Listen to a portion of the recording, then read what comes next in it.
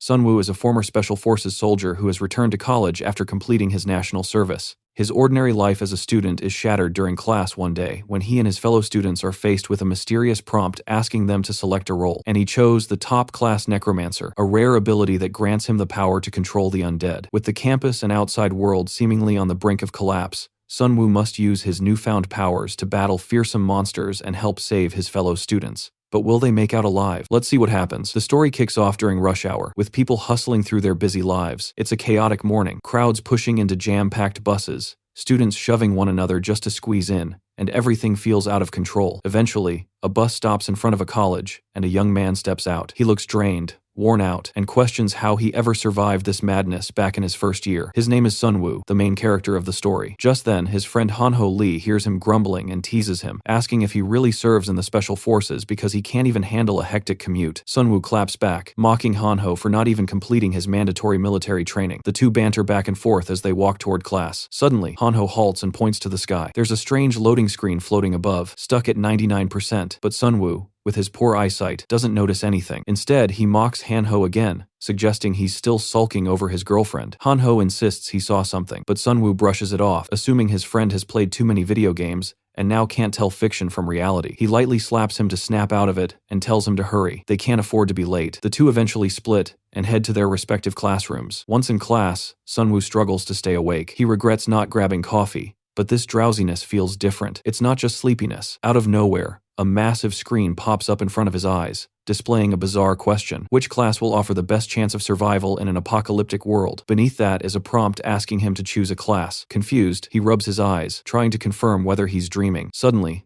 the power cuts out. It's broad daylight, yet no one can see a thing. On top of that, none of their electronic devices are working. Panic spreads throughout the classroom. One by one, the students start seeing the same glowing screen he saw. Everyone's equally stunned, unsure if they're seeing a hologram or hallucinating, but Sunwoo can tell something's seriously off. A countdown now appears on his screen, along with a series of floating cards, each with images and star ratings. As the cards hover before the students, no one dares touch them, too unsure of what's going on. But Sunwoo thinks differently. He believes not choosing a card could be far more dangerous, especially since they have no idea what's coming once the countdown ends. Only 15 seconds left. As the timer keeps ticking, Sunwoo stares at the cards in a full-blown panic. He has no idea what to choose, but there's no time left to waste. Suddenly, he catches a flash. One of the students has picked a card. Out of nowhere, a massive sword crashes down right in front of that student, and the card he selected vanishes. Realizing he has to decide quickly, Sunwoo begins to think, what class would give him the highest chance of survival in a world that's clearly gone apocalyptic? Every card has a different star rating, and in a rush, he grabs the one with the most stars, the Necromancer class. Yep, the man is basically about to become Sung Jinwoo from Solo Leveling. A few seconds later, the class selection ends, and all the screens disappear. The classroom seems back to normal, but the nerdy student still has that giant sword. Everyone stares at it, completely confused. The guy explains that it dropped when he picked the warrior class. Hearing this, Sunwoo wonders if he's really become a necromancer, because, honestly, nothing feels different yet. Then chaos comes. One of the students suddenly gets stabbed by a sneaky little goblin. He screams, begging for help, but everyone just stares in shock as the goblin keeps stabbing over and over until he dies right there. After the kill, the goblin turns and locks eyes with the rest of the students, and that's when panic erupts. Everyone bolts except Sunwoo, not because he's brave, but because he's too scared to move and risk attracting the goblin's attention. The other students start yelling at the sword guy to do something since he's the only one with a weapon, but the guy starts bawling and flat out refuses to fight. That's when Sunwoo realizes he's absolutely screwed. The goblin charges at him. He tries to run, but suddenly stops. If he turns his back, he's dead, so he whirls around and kicks the goblin hard. The creature is small, so he grabs a chair and smashes it like a bug. After killing it, a notification pops up. He's earned 10 gold for defeating a goblin. He stares at the message, thinking, has their world actually turned into some twisted fantasy game? Then another alert. As a necromancer, he can now command the dead. At level 1, he can control up to 3 goblins.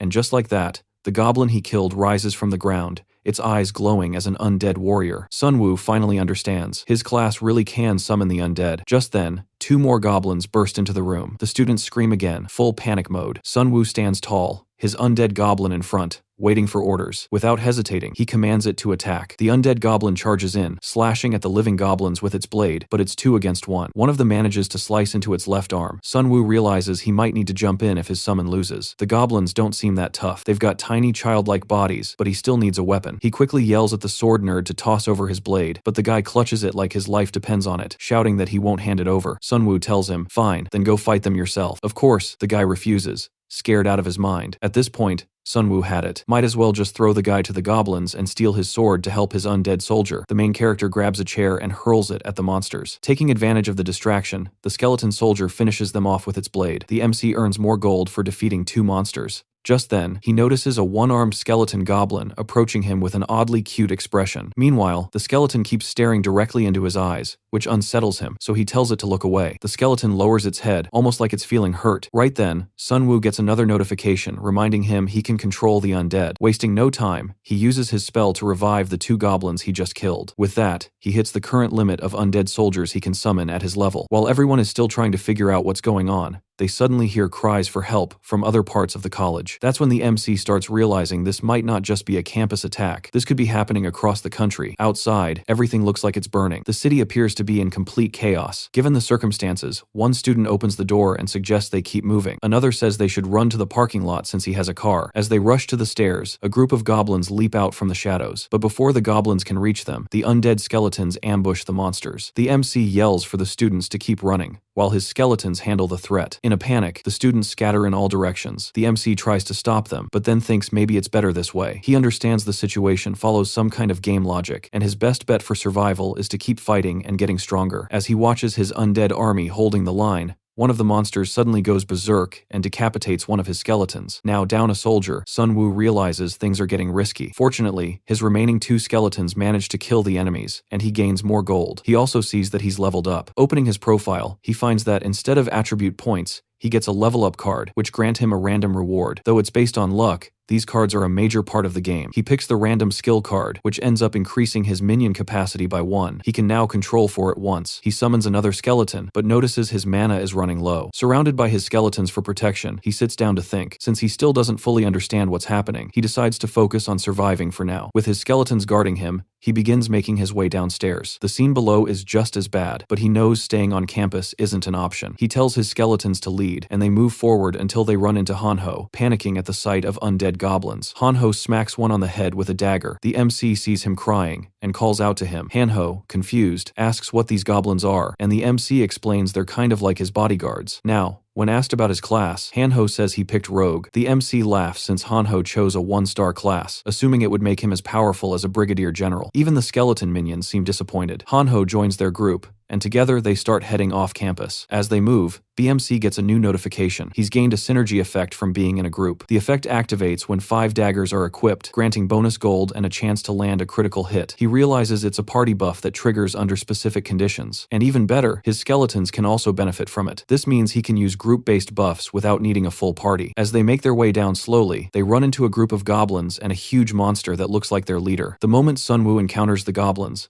a notification pops up saying that the monsters are under the influence of the scent of death, which lowers their stats by 30%. This effect only kicks in if there are at least 4 skeletons of the same type nearby with that buff active. Taking advantage of this, Sunwoo sends his skeleton minions to fight. They quickly overpower the goblins and start defeating them with ease. But then the real threat shows up. The boss monster. It lifts its hand and activates a skill called Wild Berserker, which powers up all the enemy minions. The tide of the battle begins to shift as the now buffed goblins start fighting back harder. Sunwoo realizes he has to stay composed. The only way his skeletons stand a chance is if he gets rid of the buff first. He commands the one-armed skeleton to ignore the rest and go straight for the boss. The brave skeleton leaps at the monster and slashes its arm, cutting it clean in half. Though the skeleton gets kicked away, the buff is removed. His job is done. With the buff gone, the skeletons easily finish off the goblins. The boss monster tries to resist, not willing to go down easily, but after a tough fight, it finally falls. Sunwoo will earn some bonus gold from the kill, and notices the boss also dropped a few items, a spear and a wristband that boosts nearby allies. After picking them up, he sees the one-armed skeleton standing in front of him, clearly waiting for recognition. Sunwoo smiles, pats on the head, and the little guy seems genuinely happy. With that, they keep moving forward. While walking, they hear some voices nearby. Sunwoo tells his skeletons to hide so they don't scare anyone. A large group of students is gathered near the college's exit gate. One student is trying to calm everyone down, saying he already contacted the student council. Apparently, the main gate is locked tight and no one can get out. Sunwoo immediately recognizes the guy. It's Jin Suk, a known bully who also used to harass girls. He was part of the student council, which is why he acts like he's in charge now. Sunwoo wonders if he's just pretending to be the leader to show off. Jin Suk then turns to Sunwoo and his friend, telling them they need to help protect the other students since they have weapons. He even asks about Sunwoo class and starts bragging about how he killed a goblin. While Sunwoo is cringing at the guy's arrogance,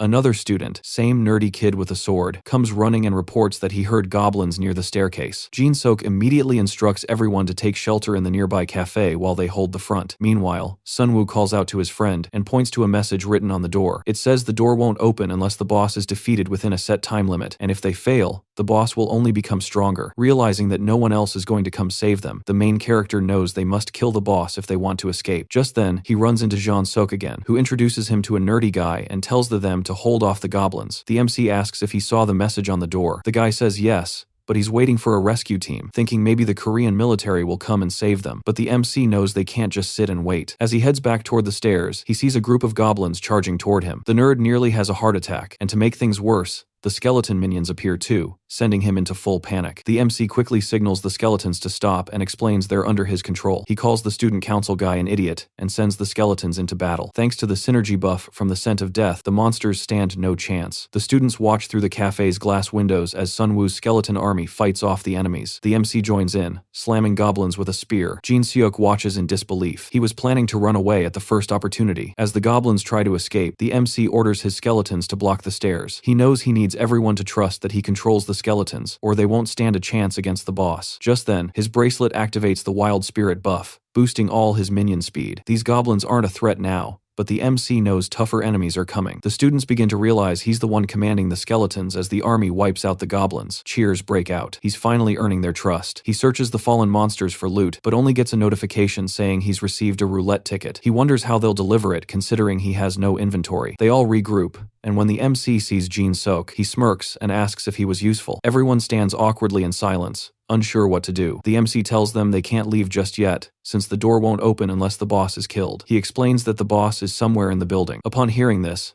the students all instinctively step back. None of them want to take on the boss. The MC warns them that failure could lead to even worse monsters showing up. Suddenly, one student raises his hand and says he's seen the boss. It's on the rooftop. Knowing what needs to be done, Sunwoo asks if anyone wants to go with him. As expected, no one volunteers, not even his friend, who wants to stay behind. But the MC insists and drags him along to help buff his skeletons. While they're talking, a girl named Jisoo cuts in and says bringing more people could be a bad idea because the rooftop is narrow. She points out that the MC already has his skeletons, and weak people will just get in the way. The MC thinks she's acting a bit too recklessly since they don't even have enough info about the boss yet. He looks to Jin-sook again, but the guy's already trembling and says he has to stay behind to protect the others. Realizing no one else is coming, the MC decides to head to the rooftop with the small team he has. As they climb higher, they're suddenly swarmed by goblins attacking from both above and below the staircase. Without flinching, Jisoo leaps into the chaos and slices through the goblins with precision. She's wielding a long sword and clearly knows how to use it. Her training shows. Hanho watches in awe, genuinely impressed by her skills. Meanwhile, the MC is handling the skeletons attacking from the upper side. Once they clear the area, the group continues upward. After a few steps, they find the injured professor. The MC rushes to his side, asking what happened. The professor explains that when the monsters first appeared, he tried to protect his students by leading them to the roof, but that turned out to be a fatal decision. A monstrous creature slaughtered all the students. Grabbing the MC, the professor begs him not to go up there, fearing for his life, but the MC stands tall, spear in hand. A new quest pops up: defeat the boss and avenge the professor. It also warns that his choice will shape his destiny. Realizing how important this is, he rallies his skeleton army and heads to the roof. The moment they arrive, a message notifies them. They've entered the boss room. The scene is grim. No students survive the massacre. Only the monster's minions remain. Seeing this, Jisoo is enraged and charges ahead to kill them all, but Sunwoo stops her, signaling her to wait. He knows they need to stay calm and think smart if they want to survive. Soon, the goblins spot them, grab their weapons, and begin surrounding the group. Hanho nervously asks if they should run, but the MC is determined to fight. He activates his berserker spell, powering up his skeleton warriors, who immediately charge into battle. The MC tells everyone to use the undead as shields and strike when there's an opening. He ducks behind a minion and slashes when he sees a chance. Jisoo follows suit, cutting down enemies efficiently. Hanho, on the other hand, is frozen with uncertainty until he pulls out a dagger and throws it. It lands perfectly, instantly killing a goblin. Even he's shocked. Turns out his past of tossing pencils gave him deadly aim. Excited, he throws another dagger. It hits again. He's locked in now, finally finding his role. As the goblins start losing, a debuff kicks in, lowering their stats and making them panic. They retreat in fear until they reach a massive goblin towering over them. Everyone realizes this is the boss. The goblins rally behind their leader and charge once more, fueled by new determination. As the group tries to hold their ground, They watch in shock as the boss demolishes one of the skeletons with a single powerful strike. Panicked, Sunwoo quickly orders all his summoned minions to retreat, but the boss doesn't stop. He keeps attacking, eliminating the skeletons one after another. The MC revives them, but his mana is running low, and he knows he can't keep it up for much longer. Hanho attempts to catch the boss off guard by throwing his dagger, but the boss deflects it with ease. Enraged, the boss charges after him, making Hanho scream for backup. The minions try to help, but they're easily swatted aside. Still, one skeleton manages to land a blow on the boss, which only fuels his rage further. He kicks that skeleton away with brutal force. Just then, the sword-wielding girl appears and strikes the boss while he's distracted. She lands a solid hit, but it's not enough to finish him. The MC realizes she's thinking tactically, so he decides to make a move of his own. He has his minions surround the boss and commands one to attack from behind. As the boss turns to defend, the MC hurls a spear straight into his face, causing the boss to roar in pain. But things are looking grim. The MC's mana is nearly depleted, and only 3 skeletons are still standing. The boss catches on and bursts out laughing, assuming victory is his. He swings his sword, causing the MC to drop his guard. As the boss charges straight at him, Sunwoo knows this could be the end, unless he thinks fast. Fortunately, he spots a sword lying nearby. Bracing himself, Sunwoo grips the sword tightly and tells his remaining minions to rush the boss. The boss instantly crushes one minion, but the other leaps into the air and catches the sword tossed by the MC. Though the initial strike fails, the sword triggers a synergy effect. Its weight decreases and attack speed increases. Even better, the minion activates a special one-armed warrior trait, giving it an 88% chance to inflict a bleeding effect with its first hit. With these buffs, the MC sees a path to victory. He grabs a chair and charges at the boss alongside Jisoo and the sword-wielding minion. He smashes the chair into the boss to open a window for attack. Just as they move in, the boss slams the ground, triggering an explosion that sends them flying. In the chaos, Hanho hurls a dagger that lands perfectly in the boss. Realizing this is their shot, the MC orders his one-armed skeleton to sacrifice itself for the win. The minion had played a crucial role so far, and now, in a final act, it slashes the boss and activates the bleeding effect. At last, the boss collapses. The MC levels up. Then, to his surprise, he notices that the skeleton has absorbed the boss's mana and evolved. It's now at level 2, and holds the traits of Commander. His friends also confirm they've leveled up from the battle. As they talk about their level up rewards, the MC picks a random skill card. It grants him the ability to craft weapons from bones using mana. For now, he can only make 4 weapons at once, and the quality depends on the bones used. With the boss defeated, his exclusive quest comes to an end. He earns another skill that boosts the number of minions he can summon. However, the part about destiny still confuses him. While he's deep in thought, something falls from the sky, a hood. One of his friends grabs it and tells him it boosts monster evasion by 50%. Jisoo receives a fire-wet stone, which can set her blade of flame when used. The MC suggests they test out their new gear and powers later since, for now, they need to keep moving forward. Back at the cafe, the students were beginning to grow anxious. Even the nerdy kid started questioning whether they should have joined Sunwoo in fighting the boss. Hearing that, Jeon-seok snapped,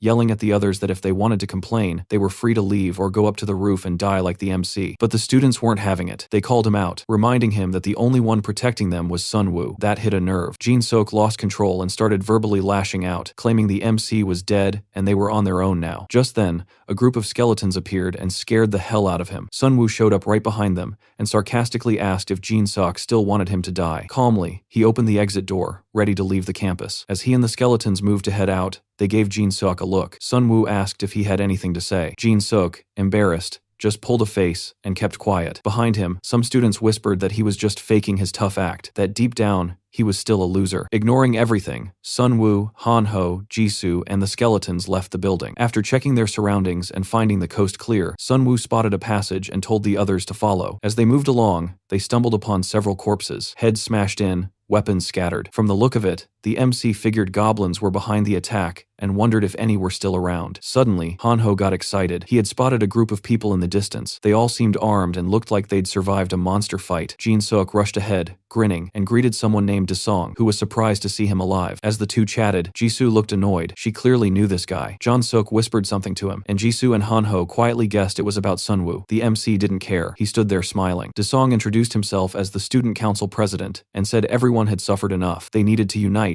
to survive. Then he pointed at the skeletons and asked what they were. Sunwoo casually explained they were part of his class card. With a smug tone, Dazong questioned why he'd choose creatures that kill people. It was clear he was trying to make Sunwoo look dangerous. He said that if Sunwoo wanted to join their group, the skeletons had to go. Slightly annoyed, Sunwoo asked what would happen if he refused. Dramatically, Dazong raised his hand and challenged whether the MC really wanted to let such creepy, unsettling creatures join them. Hanho was initially upset about the insult, but after looking at the skeletons again, kind of agreed, though he still found them cute. Sunwoo clarified that the skeletons were a part of his class, his weapons. Getting rid of them meant losing his edge in this new world. He said, "You needed protection," and they gave him that. Dazong smirked and replied that Sunwoo didn't need to worry. They would protect him. Then he asked one final time if he still wanted to join their group. Hearing that, Jisoo got irritated and stepped forward with her sword drawn. She snapped that none of them were interested in joining his group, and added that being part of the student council didn't make him anything special. Dazong glanced at her and, with a smirk, asked if she was from the Department of Social and Physical Education. She fired back that it didn't matter anymore since the university was already in ruins. He tried to de-escalate the tension and told them to reconsider his offer, but that only ticked her off more. She brought up how he once forged checks and embezzled student funds during a festival, and proudly revealed that she was the one who reported him on the university website. That finally made Dazong drop the act. He told them to go their own way. As they left, he yelled after them, warning that they'd regret not sticking together because of the so-called synergy effect.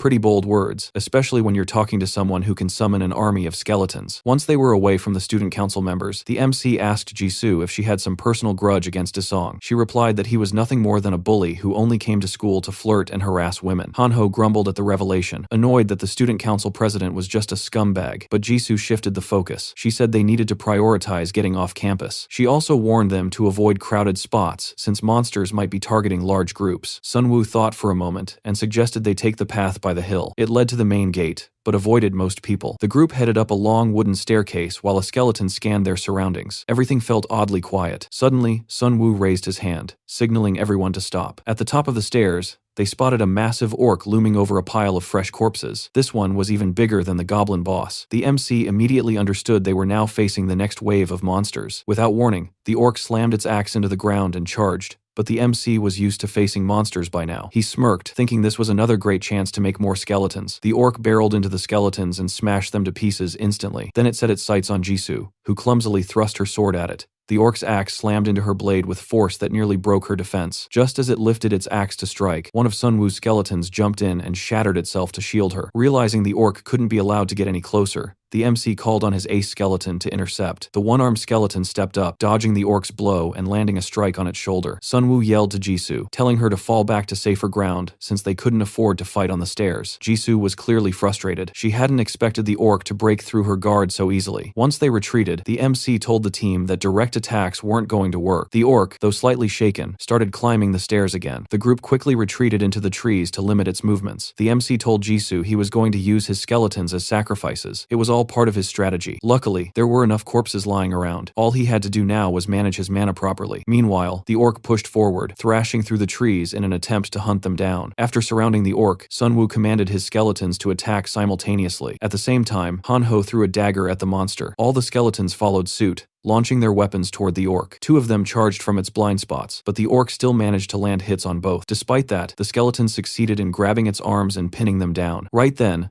the main character and Jisoo dashed toward the orc with their swords. The orc tried to strike Jisoo, but she dodged by slipping under its arm and slicing at its knee, forcing it down on one leg. Seizing the opportunity, the MC cut off its right arm. That's when the one-armed skeleton leaped into the air and finished the job with a final blow. A system window appeared in front of the MC, showing that he'd earned 110 gold for defeating the orc patrol leader. Surprised, he realized they had just taken down the orc boss. Jisoo remarked that this one wasn't as strong as the previous boss they'd fought. Curious, the MC walked over to the corpse and tried to summon it, but the system told him his level wasn't high enough to raise mid-tier monsters yet. Instead, he summoned regular skeletons. He then asked Jisoo which card she chose. She said she picked the 3-star Tiger Hunter card, just because she liked the color. With his mana fully recovered, the MC decided to test out his new skills. He used his bone crafting ability to make weapons: a sword, blunt weapon, spear, and a low-grade arrow. Each of these could be traded for gold. As he inspected the axe, he noted how much lighter it felt than expected. He tossed it to one of his skeletons and armed the others with freshly made weapons too. This ended up triggering additional synergy buffs for his skeletons. He even lent a sword to Hanho, telling him to return it to the skeleton later. The group then started heading downstairs. Along the way, Hanho noticed something strange. A sealed purple gate stood before them with a warning that said they must defeat the boss in 8 minutes,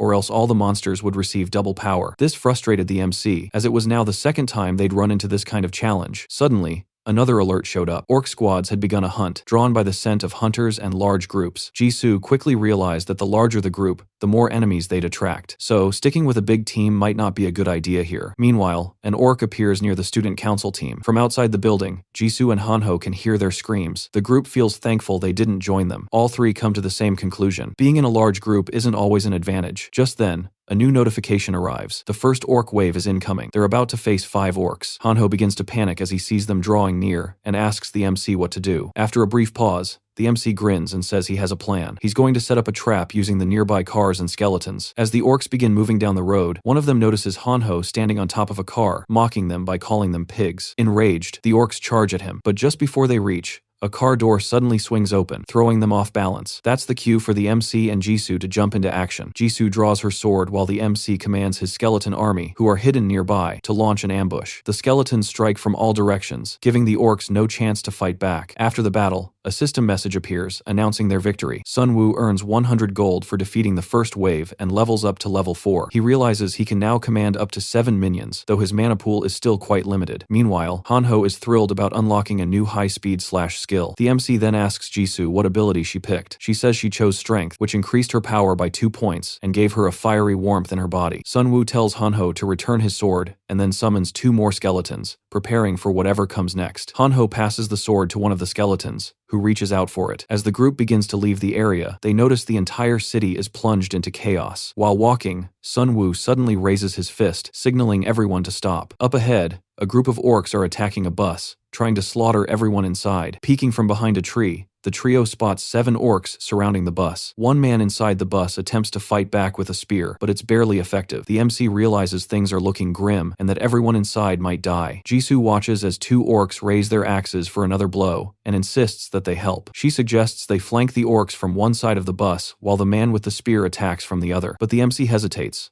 unsure if that man would actually have the courage to fight. He tells her it's risky to depend on strangers in situations like this. Then he points at a nearby truck and says they'll give the orcs a taste of modern civilization. Inside the bus, a blonde man holding a sword and shield yells at the spear-wielding man, blaming him for not doing more. Kyung-soo Lee shouts back, challenging him to fight the orcs himself if he's so confident. Passengers are shaking and crying, all convinced they're going to die. Then, out of nowhere, the orcs stop attacking the bus. They turn to see a car barreling toward them. The vehicle crashes through, flinging 2 orcs into the air. The people inside the bus are stunned, unable to process what they're seeing. Suddenly, skeletons leap from the truck and begin attacking the remaining orcs. Ironically, one of the bus passengers is even more terrified of these skeletons than of the orcs. Once the chaos settles, the people on the bus wonder if the skeletons have left. Just then, one appears at the window, causing a man to drop his spear and fall back, screaming for it to go away. Hanho knocks on the bus door, trying to get the man to open it. Though he sees them, he's still too scared of the skeleton to move, even after they assure him they're human. With all the orcs defeated, the group eventually leaves the area. The scene shifts to Hanho smashing a vending machine with his hammer. Sunwoo watches and asks what he's doing. Hanho grins, winks, and admits he's broke but still craving a soda, so he's trying to break it open. Just then, the blonde guy they recently rescued walks up and attempts to buy a Coke for Hanho, only to realize the machine's broken. Scratching his head, the main character asks if they should continue their discussion. He points to another machine and asks if it dispenses items. Kyung-soo nods, explaining they tried it once, but didn't have enough gold to do more. His eyes then shift to an old TV with a sticker that reads, "If you need this, go ahead and take it," implying they might get something by following the message. Suddenly, the TV lights up and welcomes them to the E-Class store. Sunwoo touches the screen to check what's available. The store has 3 reward tiers: bronze, silver, and gold, and sells items up to gold rank. While browsing, Hanho and Jisoo ask if the shop really works. He says they'll only find out by trying. Hanho has around 360 gold, Jisoo has 584, and our main guy, he's stacked with 1,552 gold, enough to try the silver roulette. Plus, he's holding an unlimited rank roulette ticket that lets him pick any rank item. Hanho watches in disbelief as he picks the gold roulette. Luck on his side, he hits first place and scores a legendary item, the Tear of the Sea Spirit, a blue orb that boosts mana by 300 and increases recovery by 200%. Exactly what he needed since he'd been running into mana issues. Feeling lucky, he then tries the silver roulette and wins second place, earning a shield. Jisoo also scores second place and receives a skill leader of the expedition force. Meanwhile, poor Hanho ends up with third place and gets some potions. He's clearly disappointed, but Sunwoo reassures him that they might come in handy later. Jisoo then updates the group. The fight at the sports field is still going on. Time time to move. Hanho turns to the MC and asks if they're sticking with the same plan. Sunwoo just smiles at the truck and says he's got something bigger planned this time. Elsewhere, the student council is under attack by orcs, shouting for help. Desong tells them to regroup and prepare to escape, while he holds the enemy's back with his sword. One student mentions that people are trapped in the stands, but Desong tells him to ignore it. They don't have the luxury to save everyone. He orders Jinsuk and Hyunmin, both shield bearers, to lead the way. Just then, a bus slams into the orcs from behind, crushing them. Driving the bus, Kyung-soo laughs maniacally. After the carnage, Hanho leans out the bus and yells for everyone to get in. The players outside instantly regret not following them earlier. Jisoo hops off the bus and comes face to face with an orc, the same kind she fought before. Ready for payback, she blocks its attack with her sword. This time, her weapon holds firm. With her burning sword, she finishes off the orc and turns around triumphantly, only to see Sunwoo and his skeletons annihilating the rest of the orcs from a distance. She realizes how clever his strategy is, attacking while staying out of harm's way, and suddenly feels a little dumb for putting all her points in brute strength. As Sunwoo continues tearing through the orcs with precision, she can't help but wonder what kind of life he lived before all this. After killing the orcs, Sunwoo turns to Desong and demands to know what he's doing there, especially since he never liked being near his skeletons in the first place. Desong lets out a nervous laugh and asks if Sunwoo really plans to hold a grudge, given the situation. But Sunwoo, visibly angry, calls him out for abandoning people and running away. Desong tries to cover it up, saying he was just retreating to reorganize his team, though everyone on the bus knows he's lying. While they're arguing, a notification pops up warning that the orc chief is enraged. Without hesitation, Sunwoo climbs on a bus and tells Desong that if he wants to come too, he has to follow orders. First order, hand over his armor. Desong complains, asking how he's supposed to protect himself without it, but Sunwoo just smirks and assures him he'll be under his protection now. As they move out, Sunwoo gets a system notification saying he's leveled up to 5, which allows him to control medium-sized monsters. Another message tells him the maximum number of monsters he can control has increased. He's happy. He can now command 9 monsters. Then he notices something behind him. One of his skeletons is now wearing Desong's armor. He wonders if it might be too heavy for the skeleton to move, but remembering past battles, he realizes this particular one is more dependable than the others. He sighs and tells it to take the armor off. The skeleton gives him a helpless look as Sunwoo puts a chainmail over his white t-shirt. Hanho shows up and points at the group of people they've rescued, suggesting they'll need another bus if they plan to save more. But Sunwoo shuts that down. No more rescue missions. With Jisoo and Hanho by his side, he steps toward the crowd, gripping the bus's handrail as it rocks. He tells everyone they'll have to fight the orcs. A system window flashes up, declaring that the orc boss has launched a global destruction operation, meaning the monsters will keep hunting until every last survivor is dead. Sunwoo stares at the crowd with determination and reminds them of the game's rules. There's no running from the orcs. The only way out is to defeat the boss. A man in a tracksuit with bandaged fingers raises his hand and says he saw a ton of orcs in the gym, around 100 by his estimate. The crowd gasps in fear just as the system issues more alerts. The first message says at least 10 players are under level 5, which will lower their movement and attack speed. The second states that at least 10 players haven't killed even one monster, reducing their attack power and gold earnings. The third warning says that because most people are hesitant, their risk of falling into confusion has gone up. Sunwoo lets out a heavy sigh. Sure, they might be able to take down most of the orc army, but now it's obvious to him. They won't stand a chance if this keeps up. The crowd stares at him in shock as he boldly announces that he'll fight the orcs alone. He believes that weapons mean nothing if the person holding them doesn't know how to use them. Jisoo and Hanho try to talk him out of it, but he tells them the same thing. Meanwhile, the crowd watches him, stunned, starting to think maybe he's lost his mind. The student council members smirk as they talk about how this might be the perfect chance to get rid of him. Jinsuk stares out the window, calling him an idiot and predicting his death. Jisoo, on the other hand, feels uneasy. She thinks this isn't a good idea and tries to stop him from going alone. But he reminds her that back on the first floor, she herself had said sticking together was pointless. His skeletons are far stronger than most of the people on that bus anyway, so there's no real benefit in bringing anyone else. Still, Jisoo can't shake the feeling that this time things are different. His plans are usually flawless, but the risk here is on a whole new level. As Sunwoo steps onto the battlefield with his skeletons, people from the university watch him through the windows. His friends sit inside the bus a little distance away, ready to jump in if anything goes wrong. Sunwoo suddenly halts in the middle of the field. Dark, shadowy figures begin to appear. The orcs let out loud roars and storm toward him. With no system message popping up, he quickly guesses that this must be a mid-tier boss fight. He locks eyes with a red orc who raises its axe and growls. Standing tall and commanding its minions to advance, the boss lowers his shield with a creak and braces himself at the top of the stairs. Sunwoo stands firm as the orcs rush forward, while his skeletons lift their daggers ready to strike. He immediately triggers his wild berserker skill, boosting the strength and attack power of the goblins. But instead of engaging in close combat, his skeletons begin throwing daggers. A few orcs go down, but the red orc blocks the rest. Realizing the projectile attack attacks failed, Sun Woo quickly orders a full-on charge. He knows this is a desperate move, and sure enough, the orc boss wipes out all his skeletons. Righty glares at the enemy, eyes burning with rage. Sun Woo places his hand on Righty's skull and tells it to hold on. The orcs laugh, believing they've won, but out of nowhere, something smashes into one of them from behind. It's an undead orc warrior now completely under Sun Woo's control. A system notification appears, stating that teamwork has activated the first stage of the synergy effect. Sun Woo unlocks the weapon synergy buff, which needs at least 5 axes. For the next 10 seconds,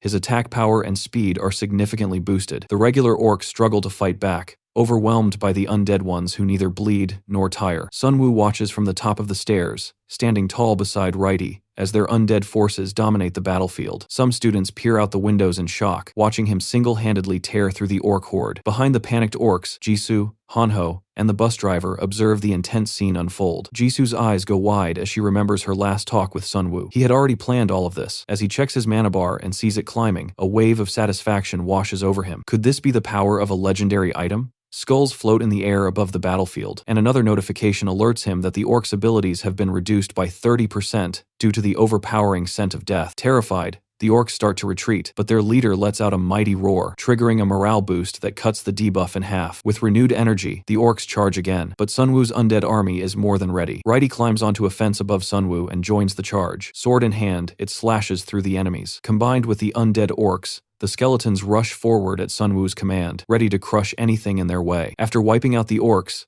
the main character slumps down on the steps, exhaling deeply. A system message pops up in front of him. He's earned a lottery ticket for defeating 100 monsters. This achievement upgrades him to infinite status, making him the 21st player to reach it. It hit him, then 20 others already reached this milestone before him. Suddenly, the sound of a bus grabs his attention. Someone tries to flee by driving it away, but they crash straight into the pink wall barrier. It blocks their escape. Sun Woo's irritation grows as he spots the student council group surrounded by orcs. Turns out they were the ones trying to escape using the bus. Now, they're screaming for help while the orcs try to drag them away. Frustrated, Sun Woo facepalms. Their disobedience just made things worse. As he gears up to go help them, the other students are encouraged to join in. Although he usually fights solo, he allows them to tag along. On one condition, they better not get in the way of his skeletons. He heads into the building, flanked by 2 undead orcs. The place is horrifying. Dead goblins hang from the ceiling, and the atmosphere is grim. The group pauses when a light glows through the smoke, revealing a monster with glowing eyes. Holding his orb, Sun Woo wonders if this is the boss. He tells everyone to get ready. This is going to be the orc boss fight. The hostages are in terrible shape, bloody, bruised, and some even missing teeth. Sun Woo feels slightly relieved that no one has died yet, but he's also puzzled since when did orcs have the brains to take hostages? The student council members beg him for help with desperate eyes, but he glares back coldly, blaming them for their recklessness and for dragging others into this mess. He's done playing nice. If they can't even follow his lead, then it's time to go all in and show no mercy. Showing weakness now would be a mistake. He decides to surprise the orcs with a sudden attack and rescue the hostages, but before he can move, an orc swings its axe and cleanly decapitates the student council president in a brutal display, making everyone terrifying. And then things get even worse. The real orc boss appears on the roof. He casts a bizarre spell, instantly draining everyone's strength. Multiple system alerts pop up for Jisoo. She's been hit by Breath of the Abyss and is now confused with her mana being siphoned away. The orc boss finally descends. He's a junior-level black magician, almost like a shaman. Hanho, with trembling hands, tries to open a mana bottle. He drinks it to restore his strength and even offers one to Sun Woo, but Sun Woo refuses and tells him to give it to Jisoo instead. A sinister grin spreads across his face as he breathes in the swirling dark mana. It's strangely refreshing. A system alert informs him that the Breath of the Abyss has drastically boosted his mana, now exceeding 4,000. He feels unstoppable. Another notification states that his first awakening has been temporarily triggered by the abyssal energy, massively enhancing his stats and increasing the number of monsters he can summon. As he steps forward, lit only by the glow of his own mana, he looks absolutely terrifying. A necromancer powered by black magic. That a nightmare combo with a smirk, he approaches the boss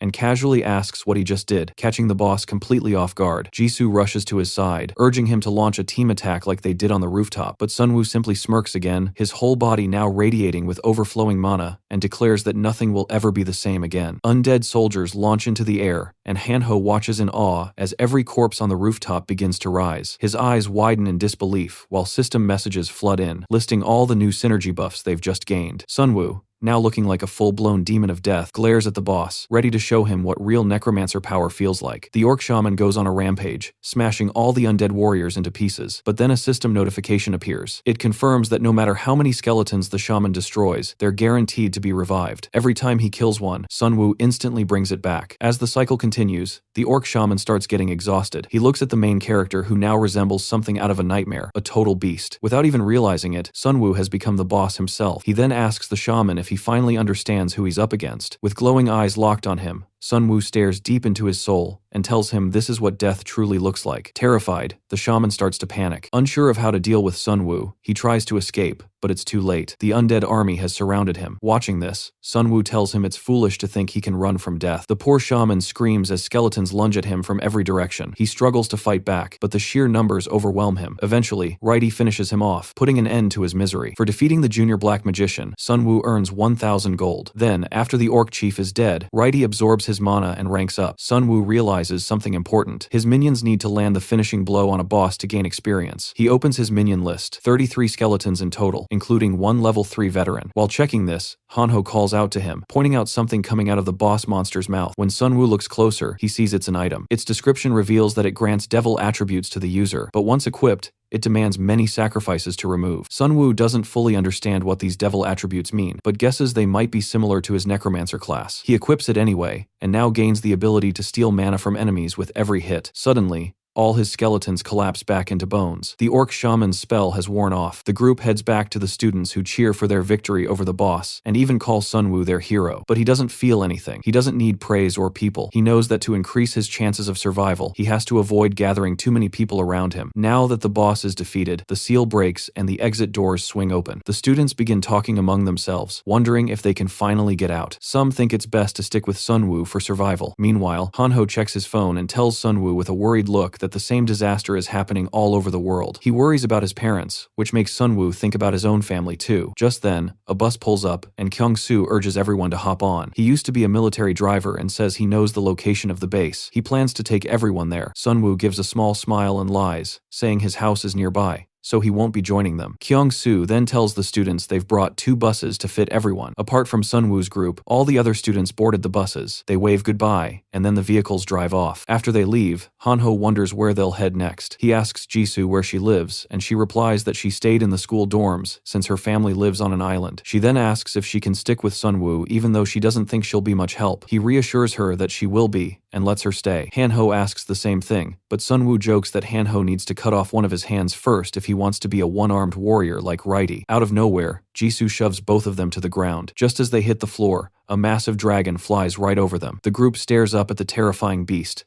completely unsure of what they're looking at. Meanwhile, the bus comes to a halt, and Kyung-soo notices several dragons tailing them. One guy yells at him to keep driving, but Kyung-soo insists it's actually more dangerous to move right now, since the dragons are only targeting buses that are on the move. Just then, a system alert pops up, announcing the arrival of the boss monster, the Wyvern Alpha Male. In the next moment, the dragon swoops down, lands on the bus, and tears it apart after hurling into the air. Watching this unfold, Sunwoo comes to a hard truth. He's not nearly strong enough for this world, but he also realizes he can become stronger. With his back turned to Jisoo, he tells her they're done running. From now on, they're going to start hunting the monsters instead. This catches Jisoo off guard, and she asks what he means. He explains they can't keep just adapting to their circumstances. If they do, they'll simply go from being easy prey to prey that's slightly harder to kill. To truly survive, they need to dominate the monsters. Clenching his fist, Sunwoo leads the group toward a group of orcs. As the players and orcs stand face to face, a system message appears. The tutorial is now complete. Sunwoo scoffs. If that was only the tutorial, he doesn't want to know what the real game is like. The hunt begins. Sunwoo sends his skeleton army to surround a group of goblins. The goblins try to flee, but all the escape routes are already blocked. The skeletons keep slashing as the goblins panic and run. Every kill earns Sunwoo bonus gold. Once the goblins are wiped out, he levels up. Hanho steps out from hiding, nervously laughing and pretending he handled it all on his own. Sunwoo sighs and tells him they were just small fry. Killing goblins won't help them much. He then checks his level up options and selects a strength card. Right after, he notices his body feels a bit stronger. Meanwhile, his skeleton army continues to eliminate the goblins in the area, bringing in more gold. He steps out and sees Jisoo standing there with her sword. She smiles and proudly tells him she killed 9 goblins on her own. Sunwoo turns to Hanho and tells him to collect the goblins' daggers. Hanho stores them in an icebox as they get ready to move ahead. Sunwoo then tells the group they'll be ignoring goblins from now on. Jisoo asks if that means they're going after stronger monsters. He explains that while goblins only give 10 gold, A single orc offers about 80, and he wants to find something even more rewarding. The group continues down empty streets. Eventually, Hanho spots military trucks up ahead. As they get closer, they see a pile of dead soldiers in front of the trucks, and notice that the soldiers seem to be holding shovels instead of real weapons. Suddenly, a soldier steps out of one of the trucks with a shovel and hesitantly asks if they're human, clearly uneasy about the skeleton standing behind them. Sunwoo waves and smiles, reassuring him that they're human and mean no harm. The soldier calls out to his sergeant, informing him of the newcomers. Sunwoo walks over and speaks to the sergeant, who stays behind a window and apologizes for not stepping out. He's got an injured leg. Sunwoo notices he was stabbed by a goblin. The sergeant, Sergeant Kim, admits he feels pathetic, getting stabbed by a monster barely the size of a child. Somehow, though, they manage to survive. Confused, Sunwoo asked why they don't have guns. The sergeant explains that their guns didn't jam due to a technical issue. After the monsters appeared, all their weapons just stopped working. They had no choice but to fight with shovels and swords instead. Noticing the sergeant's condition, Hanho quietly tells Sunwoo that he has a few healing potions. Kim moves closer to the window when he spots the bottle and asks if he can have one, but Sunwoo turns his gaze away, saying they can't just give away supplies that might be crucial for their own survival. Hearing that, the sergeant leans out of the truck and offers a trade. He'll give them all the intel he's gathered so far. The MC considers it and says he'll only decide after hearing the details to judge whether the information is actually useful. Kim then explains that there are wolves out there, each as big as a bull. Their squad couldn't even take down a single one before being overpowered. He adds that he spotted something else. 2 QR codes. He's seen 2 so far, one at the station and another at the subway transfer center. Taking out his phone, he tells them to scan the codes. Doing so will install an app on their phones, which is currently the only way survivors can communicate, since all other forms of communication are down. After thinking about the survivor network, Sunwoo hands over the potion. The sergeant then asks where they're heading and learns they're planning to rejoin their unit. Sunwoo wants to know if he'll be safe there, and Kim replies that when the monsters first showed up, their superiors took away their guns and made them fight with shovels. Still, he believes their approach has probably changed by now, but the MC says they're headed somewhere else. As Kim gets ready to leave, he warns them about flying creatures in the sky. The sergeant begins to sweat after hearing that massive dragons are soaring above. After parting ways, the MC continues moving ahead with his team and the skeleton army. When they reach the station, they find their first QR code. Before scanning, Hanho nervously asks if it might install a virus on their phone, because of course, that's what he's worried about during an apocalypse. Once they scan it, the app installs and reveals a message board and news feed where players could share updates with each other. The game admin also uses it to post announcements. Sunwoo looks through the admin's post, wondering who could be orchestrating all of this. He also checks out the message board, though it's currently empty. Jisoo informs him that it costs 1,000 gold to make a post. Suddenly, a new message pops up from player 4,884, telling everyone that their group is setting up a safe zone at the H apartment complex in Hwaseon City. The post has 2 comments, one of them asking how to get in touch with the group. Hanho looks at the address and mentions that it's actually close to where he lives. Sunwoo asks if they should head there, also wondering how the person who made the post managed to spend 1,000 gold so easily. After all, they had gone through a lot just to reach level 6, while the other group was already level 8. As he stares at the post, something about it feels off to him, but since he still needs to meet some high-level survivors, he decides to head towards the location anyway. Suddenly, his phone beeps. He checks it and notices that a comment on the post has been deleted. A player asks why it was removed, and the original poster replies that someone was just talking nonsense, so they deleted the comment. This strikes Sunwoo as suspicious as he keeps staring at his phone. Meanwhile, a muscular guy holding a phone smirks creepily, realizing that yet another victim has walked into his trap. Under the bright sun, a man is seen desperately trying to protect his daughter from a bunch of goblins. Armed with only a baseball bat, he does his best to drive them away. But soon it becomes clear he can't hold them off alone, so he shouts for help. None of the nearby players come to his rescue. They all watch from the safety of the surrounding buildings. As the goblins close in, one suddenly gets stabbed with a dagger. An undead orc appears and begins smashing the monsters with an axe. The man watches in disbelief as Sunwoo's undead army arrives just in time to help. Sunwoo reaches out his hand and reassures him that he's safe now. The trembling man explains that his house is nearby, but they've run out of food. Sunwoo digs into his bag and hands over few cans of goods. He knows it's not much, but it's all he can offer. The skeleton army overwhelms the remaining goblins who try to flee. As the group chases them down a stairwell, they come across a dungeon sign. Hanho asks Sunwoo if they should go down and finish the job. Before they can move any further, the man stops them and warns against entering the basement. He reveals there's something down there, even scarier than the goblins. Sunwoo smiles and thanks him for the warning. As they descend the stairs, a system notification pops up, informing them that they've entered the Elder Slime Shrine. Deeper in the basement, they find a goblin corpse with slime covering its head. An undead orc quickly smashes the slime with its axe. Each kill rewards them with 140 gold. Hanho, gripping his melting dagger, complains that the slime can even melt metal, but Sunwoo points out that it can't dissolve bones,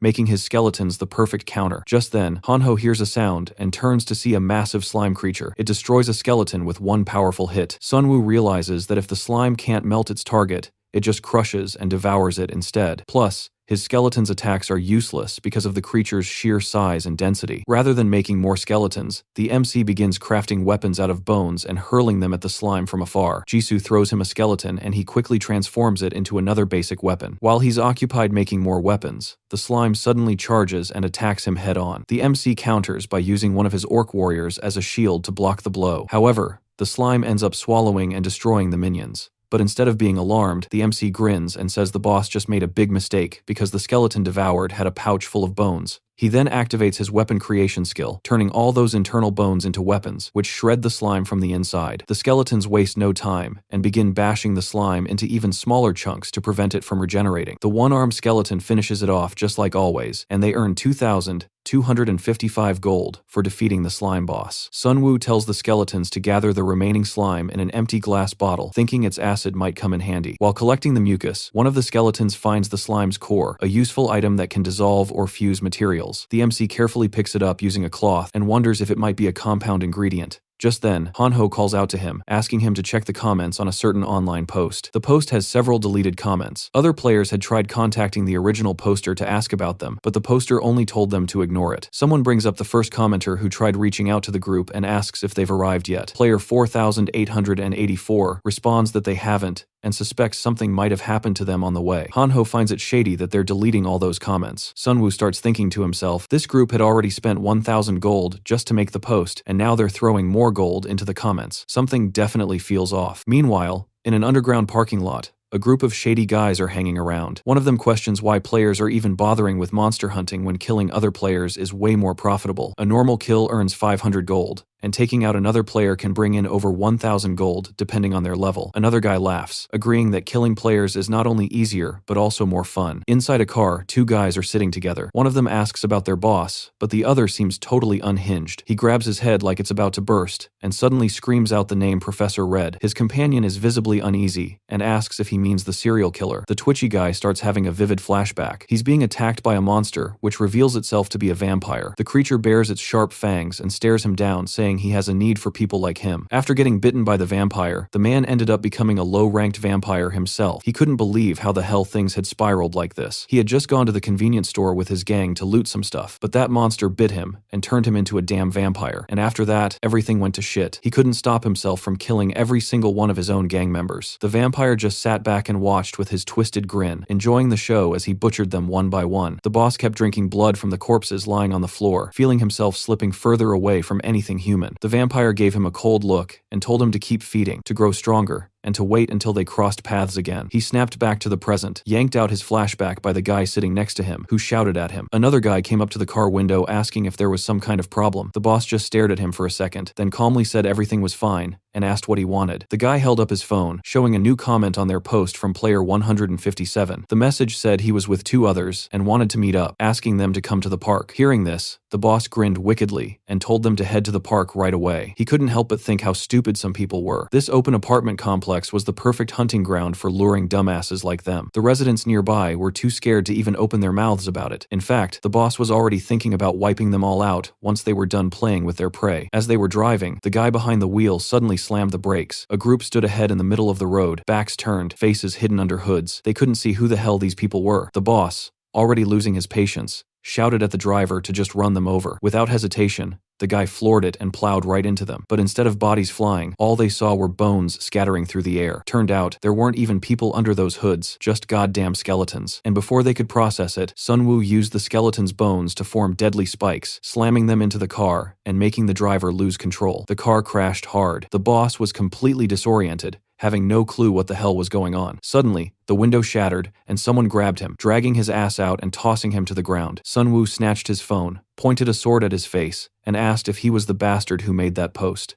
The boss couldn't even get a word out. Sunwoo had already been suspicious after noticing the deleted comments earlier. He figured these bastards must have been up to something shady, so they'd set up a trap, but he didn't expect these psychos to actually try and run them over. The boss glared at him and growled, asking if Sunwoo had any idea who the fuck they were messing with, but Sunwoo didn't even flinch. He just kicked the man square in the face hard as one of the underlings watched in terror. Sunwoo asked how many people they had upstairs, casually threatening to rip his damn head off if he didn't start talking. The guy suddenly started laughing, charging at Sunwoo and mocking him, asking if he'd ever killed someone before. But right then, Righty appeared and slashed the bastard's arm clean with his sword, making him scream like hell as blood gushed everywhere. Sunwoo stared at him with disgust, saying that even in this screwed-up world, he wasn't some heartless freak who could just kill people on a whim. But his skeletons, they didn't give fuck. One of the orc skeletons raised its axe, ready to finish the bastard off. But instead of begging, the man just started laughing like a lunatic. Sunwoo wondered if the pain had driven him insane. Then Sunwoo turned to the other guy and asked with chilling calmness whether they should start by cutting off his legs or arms first. The terrified guy caved immediately, blurting out that there were 8 people upstairs. But before he could say another damn word, the boss suddenly stabbed him through the chest with his clawed hand, killing him instantly. Hanho and Jisoo watched in pure shock as the boss murdered his own ally without even blinking. His severed arm had morphed into a wicked blade-like weapon. He ripped the guy's head clean off and started drinking his blood, healing himself and boosting his stats at the same time. He used to be a 3-star ninja, but after being bitten, he turned into a low-ranked vampire. In this form, he couldn't level up normally, but he could steal the stats of anyone he killed. The man stood up and let out a deafening roar, activating his berserk mode, which boosted all of his stats by 20%. Sunwoo quickly realized this bastard's class was even more brutal than his own. His group got into a tight defensive formation with the skeletons shielding front. Sunwoo knew they couldn't afford a single mistake. If they slipped even once, the vampire would rip them apart. He ordered the skeletons to attack, but the vampire moved way faster than expected, forcing them to fall back into defense again. The vampire ripped through the skeletons like they were paper, going straight for Sunwoo. He knew he had to take him down first to stop the undead from fighting. Sunwoo barely managed to throw up his shield before the vampire's sharp, deadly arm came crashing down. But right then, Jisoo slashed the vampire from behind. He only laughed in response and turned to attack her instead. While he was focused on her, Hanho jumped in and rained down a barrage of daggers, hitting him over and over like a damn machine gun. Pissed off, the vampire shifted targets again in a split second and launched himself straight at Hanho, giving him no time to dodge. But just before the hit landed, Righty parried the blow, blocking at the last second. The vampire dodged Righty's counterattack, but Sunwoo charged in from behind with a shield. Still, the vampire saw it coming and shattered the shield with a single strike. Sunwoo immediately raised his sword, but the vampire's power was overwhelming. He easily weaved through every attack, mocking them, calling them too slow. While he was focused on Sunwoo, Jisoo appeared again from behind and swung her blazing sword at him, but the vampire saw it coming and easily dodged it, laughing as he taunted her, saying he could see that pathetic attack coming from a mile away. Right after, Righty leapt onto the vampire, slashing straight through his left arm with his sword. The vampire let out a blood-curdling scream as his entire arm was hacked off. Sunwoo immediately saw the opening and shouted for all his skeletons to attack at once, but just then, the vampire's remaining lackey showed up,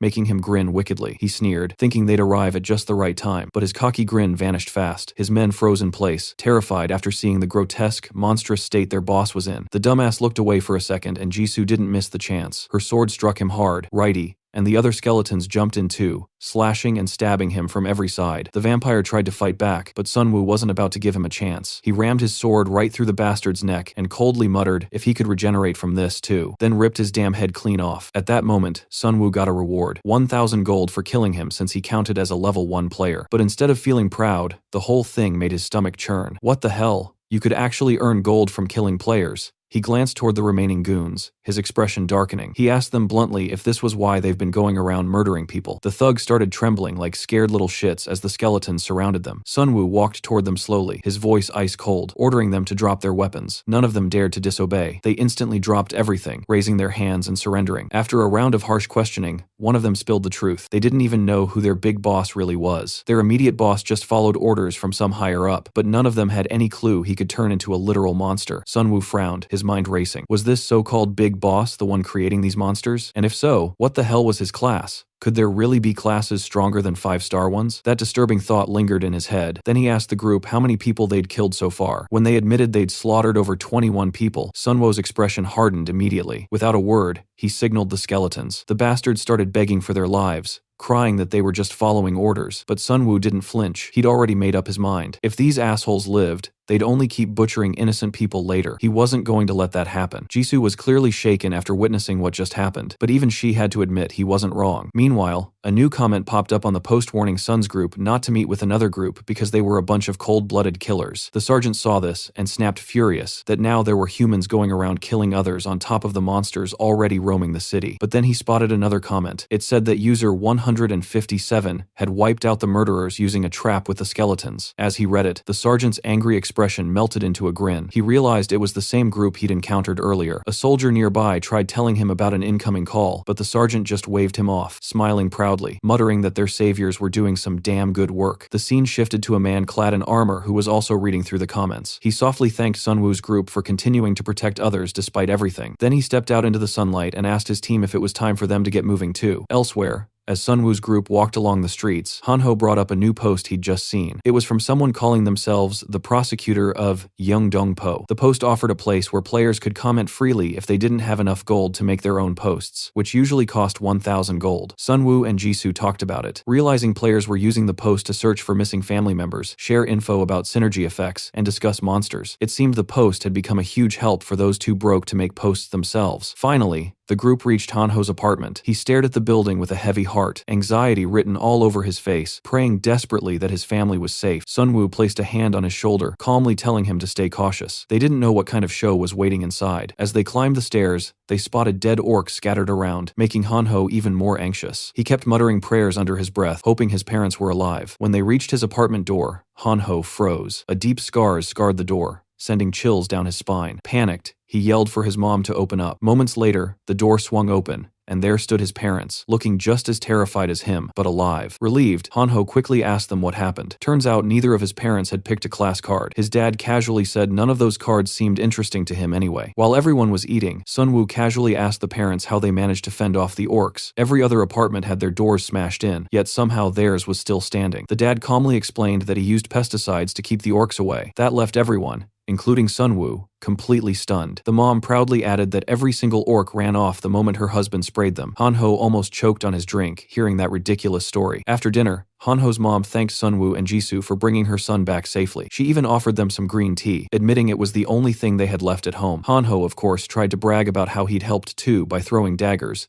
but his mom wasn't buying it. She just brushed him off, telling him not to joke around during serious situations. As they all relaxed inside, some punk kids riding bikes outside noticed the lights on and smirked wickedly. Meanwhile, Jisoo was the first to come out of the shower. Seeing her, Hanho's mom thought she looked so fragile, and she couldn't help but feel bad for her. But in reality, Hanho was sitting there thinking that Jisoo was 30 times stronger than him. Sunwoo finally let himself relax as he headed to take a shower, relieved that both of his friends' parents were alive and well. If Hanho's dad hadn't used the orc's strong sense of smell against them, they'd probably be dead like the other players. Despite how fucked up the world had become, there were still some bright spots here and there. After showering, they all sat around cleaning their weapons. Hanho asked Sunwoo what his plan was, knowing they couldn't stay holed up here forever. Sunwoo told him their first step should be deciding where to go next before making any moves. Deep down though, Sunwoo was thinking hard. The first orcs that attacked were probably scouts. If there was a whole group nearby, they could be looking at a large-scale fight. Their main problem now was figuring out exactly where to go, since they already had a goal in mind. As Sunwoo was deep in thought, Hanho suddenly shoved his phone in his face, yelling for him to take a look. A new post had just gone up from the same guy who opened a message board for players to comment. This time, the player claimed to have set up a safe zone inside Yeongdongpo Station with help from his 3-star class friend. But of course, maintaining that zone wasn't free. They were asking for gold or food rations to keep it running. Jisoo stared at the post and asked if they could really trust the guy. Hanho thought the guy seemed like he genuinely cared about others, but Sunwoo wasn't so sure. He pointed out that he finally understood why that dude made the other post yesterday. Even if they weren't lying about the safe zone, they still spent a 1,000 gold just to open a message board for survivors. It was pretty damn obvious this wasn't just charity. Sunwoo told him to look at the comments, which were filled with people singing the player's praises. In his eyes, it seemed like the guy was just using all this as a way to build himself a shiny, heroic reputation. And if a massive group gathered there, they wouldn't even have to lift a finger. All the supplies they needed would just come to them willingly. Hanho couldn't believe it. He was shocked that the guy might be doing all this just to benefit himself. Sunwoo admitted that maybe he was being a little paranoid, but even so, the station was way too far for them to risk checking out. While scrolling through the comments, Hanho spotted another post, this time from someone called Chief Gu, who claimed to have set up another safe zone at Hwaseong Fortress, but of course, he wanted rent in exchange for safety. Sunwoo wasn't thrilled about that rent part, but he was curious about the fortress itself. He asked Hanho how far it was from their current location. Hanho said it would take about 20 minutes by bus. Hearing that it wasn't too far, Sunwoo decided that it'd be their next stop. As they packed up, Sunwoo apologized to Hanho's parents for dragging them along all of a sudden. But Hanho's dad just smiled, saying it was fine. Sunwoo had brought their son back safely. He was happy to follow his lead. Hanho's mom warned them that apart from monsters, there were also bandits roaming the streets. That caught Sunwoo off guard. He asked what she meant. The dad explained that they were just some worthless high school punks on bikes going around robbing people. Sunwoo let out a long, tired sigh, muttering under his breath about how he now had to deal with this too. Right then, they heard the sound of bikes revving nearby. As they all turned to look, a group of cocky-looking teenagers pulled up in front of them, acting tough. The punks demanded that they hand over everything they had, waving around baseball bats and showing off their numbers. But Sunwoo just looked at them with this amused, almost condescending smile and asked if they really thought they had the numbers advantage here. Suddenly, several glowing eyes started appearing behind him. The kids froze, glancing back, then bolted without another word, speeding off like scared little shits. The group was left completely confused,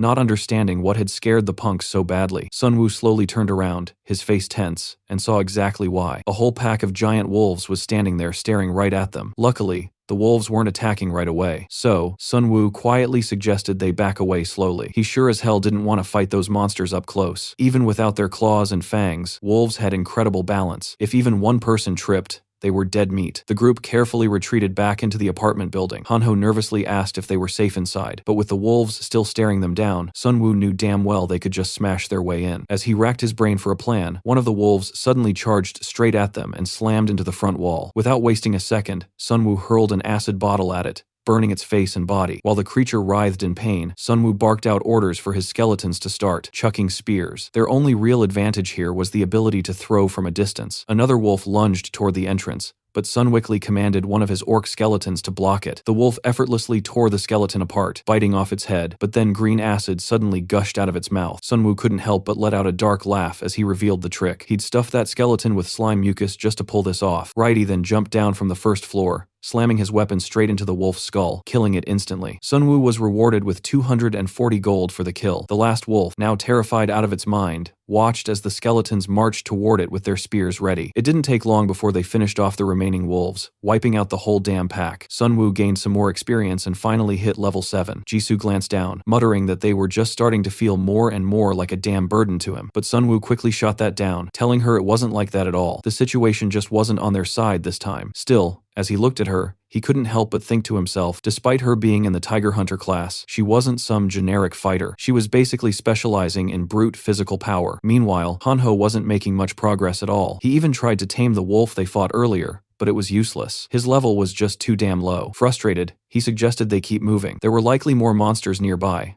and none of them were in the mood to get ambushed again. Somewhere else, shit was hitting the fan. A military helicopter was being hunted down by flying dragons. The captain was screaming at the pilot to push the speed, but the poor guy shouted back that they were already flying as fast as they could. The captain cursed out Sergeant Kim, blaming him for not giving enough warning about these damn dragons. But the pilot snapped back, reminding him that it was his own dumbass fault for ignoring the reports just because Kim was only a sergeant. Before they could argue any further, a terrifying system message popped up. Field Boss Wyvern has appeared. The dragon didn't waste a second. It grabbed the helicopter in its massive claws and shredded it like a toy. After that, it perched on top of a massive building, letting out a deafening roar. Sunwoo and the others watched the scene in horror. Hanho had foolishly believed that the military might be able to do something against the monsters, but damn, he couldn't have been more wrong. His dad quietly pointed out that the dragons were settling down to sleep on top of the building, far too close to their so-called safe zone. But there wasn't a damn thing they could do while that beast was nearby. Sunwoo calmly told them that the dragons would eventually leave on their own, suggesting they get some rest while they had the chance. As night fell, the dragons dozed off atop the buildings, while the group laid low on the ground below. Suddenly, Sunwoo noticed a bright flash followed by a system message, just like the one that had appeared when the apocalypse first began. It was the second phase of card selection. Hanho freaked out, screaming at his parents not to screw up like he did by picking a low star card last time. His dad confidently assured him there was no way he'd mess up. After all, he'd been playing cards for 20 years. Sunwoo glanced around, analyzing the cards, but time was already ticking down, just 15 seconds left. Thankfully, he'd already picked a card earlier. This one would act as a secondary class, stacking with his current one. As he scanned the remaining options, he noticed some cards vanishing right before his eyes. Other people were already snatching them up. Hanho nervously searched for a high star card, desperate to pick something strong, but Sunwoo knew better. It wasn't just about the stars. He needed a class that would actually work alongside his current one. Then finally, He spotted the perfect match and snatched it immediately. A 3-star link card for the Dark Mage class. A system message popped up, telling him the card would merge with his current Necromancer class, unlocking new skills. Sunwoo checked his new abilities and couldn't help but grin. They synced perfectly with his playstyle. Meanwhile, Hanho looked like he was about to cry his damn eyes out. He had accidentally grabbed a 1-star priest card. The only skill it gave him was a temporary shield for 10 seconds after killing an enemy. As he sat there sobbing, his dad smugly asked if he picked the right card. Hanho looked up only to see his dad holding a shiny 3-star Pioneer card. This one allowed him to create safe zones. Sunwoo lit up with excitement when he heard that. This meant they wouldn't need to risk going to the fortress anymore. Hanho's dad kept flexing his new card,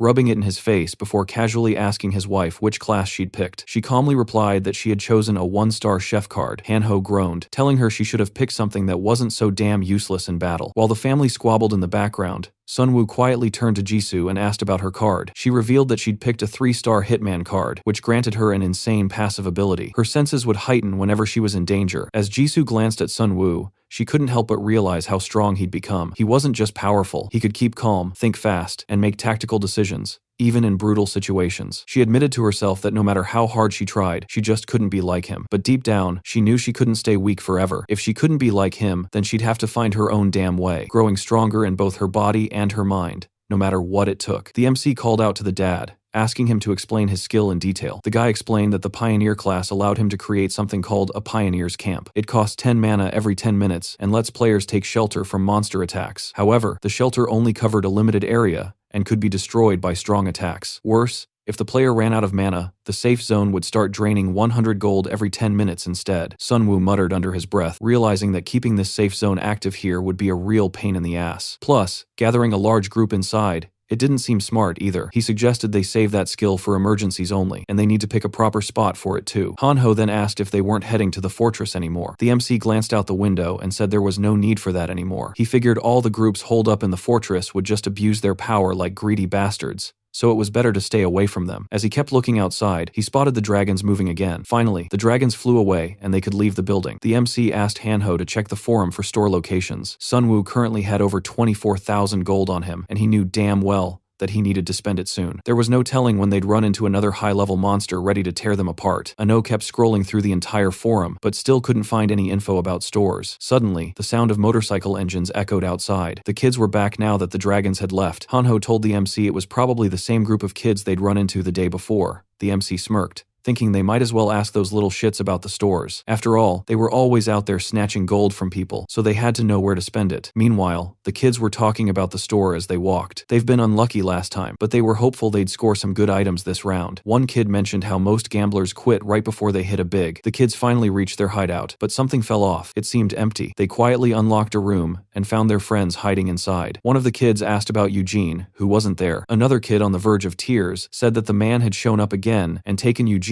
because she hadn't collected Enug money. Suddenly, Eugene stormed into the room, yelling at them to shut the hell up. The kid rushed to ask if she was okay, but his face went pale when he got a good look at her. She looked like a damn vampire. He brushed past her and walked straight into their boss's room. The boss sitting there called him Taesong and immediately asked why he killed Woosik, pointing out that Woosik had been loyal to their cause and their leader. Taesong coldly replied that Woosik attacked them first. They didn't have a choice. The boss, narrowing his eyes, asked if he planned to kill Eugene too. He stood up and warned that vampires who avoided drinking blood would eventually lose their sanity. Taesong hesitated, then asked if the boss even knew how many people Woosik had killed. That question seemed to piss the man off instantly. He glared and asked if Taesong was seriously talking back to him right now. He reminded him that their boss had generously allowed them to work for him, and they'd be dead meat if they started defying orders. Taesong simply walked away, muttering that he'd figure things out himself. But the man wasn't done with him. He stopped him and growled that if he didn't bring back 10,000 gold within 2 days, he'd be the next to die. Right then, voices echoed from outside the room. Sunwoo and his group had entered their hideout. The MC grumbled about their pathetic customer service, drawing the boss's attention. The boss assumed they were there to buy something and casually asked what they wanted. Without wasting time,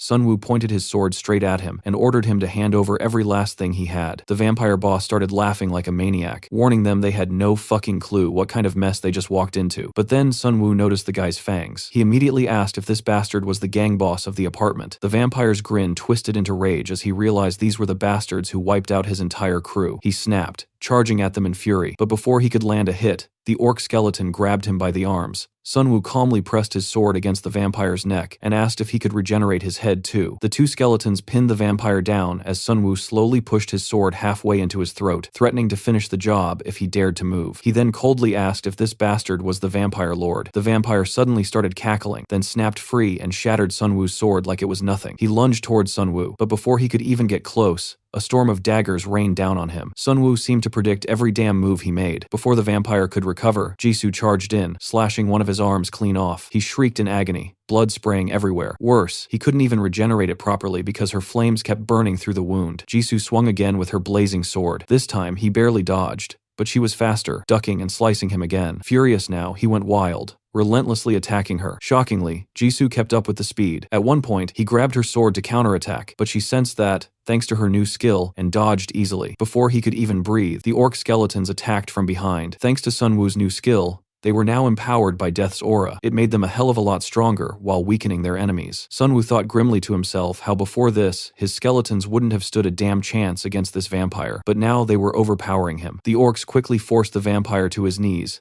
leaving him nowhere to run. He started crying out in desperation, asking what the hell they wanted from him. As he looked up at Sunwoo, he finally realized this seemingly weak guy was the one controlling the skeletons. The vampire started scheming, thinking he could get close, pretend to talk, then kill him in one strike. But before he could even twitch, a set of bone spears ripped through his chest, pinning him in place. Sunwoo, staring at him with a chilling glare, told him coldly that he should still be able to talk with those spears jammed through his chest. He leaned in and asked with a terrifying smile, "Or do you want some more?" Meanwhile, Tasong stood there staring in utter disbelief, completely stunned at how they had managed to subdue such a powerful monster. But the vampire just started laughing, mocking them, telling them not to get so full of themselves just because they'd beaten him. Then, right in front of their eyes, the vampire began to transform into some grotesque, terrifying creature, sneering that they were all screwed once their plan succeeded. Sunwoo had enough of this. Without wasting another second, he coldly ordered Jisoo to finish the bastard off. She didn't hesitate. Her sword sliced clean through his neck, ending him right there. Taesong watched in shock, immediately dropping to his knees and begging for his life, swearing that he and his friends had nothing to do with any of this mess. But Sunwoo just gave him a cold smile, saying all he wanted was for them to hand over everything they'd stolen. The terrified thieves quickly coughed up all their stolen gold, but it wasn't even that much. Jisoo, still eyeing the vampire's corpse, asked if the boss that vampire mentioned was really the same person she thought. Sunwoo told her that whoever this guy was, he was clearly growing stronger, and now he even had people collecting money for him. It was obvious this bastard was playing things smart, moving strategically behind the scenes. Jisoo couldn't believe it. Someone had already adapted to this brutal new world faster than Sunwoo himself. It felt like those guys were way more suited to this world than the old one they'd left behind. Sunwoo wasn't naive. He knew more vampires would start popping up soon, especially since the boss and his underlings could turn players into vampires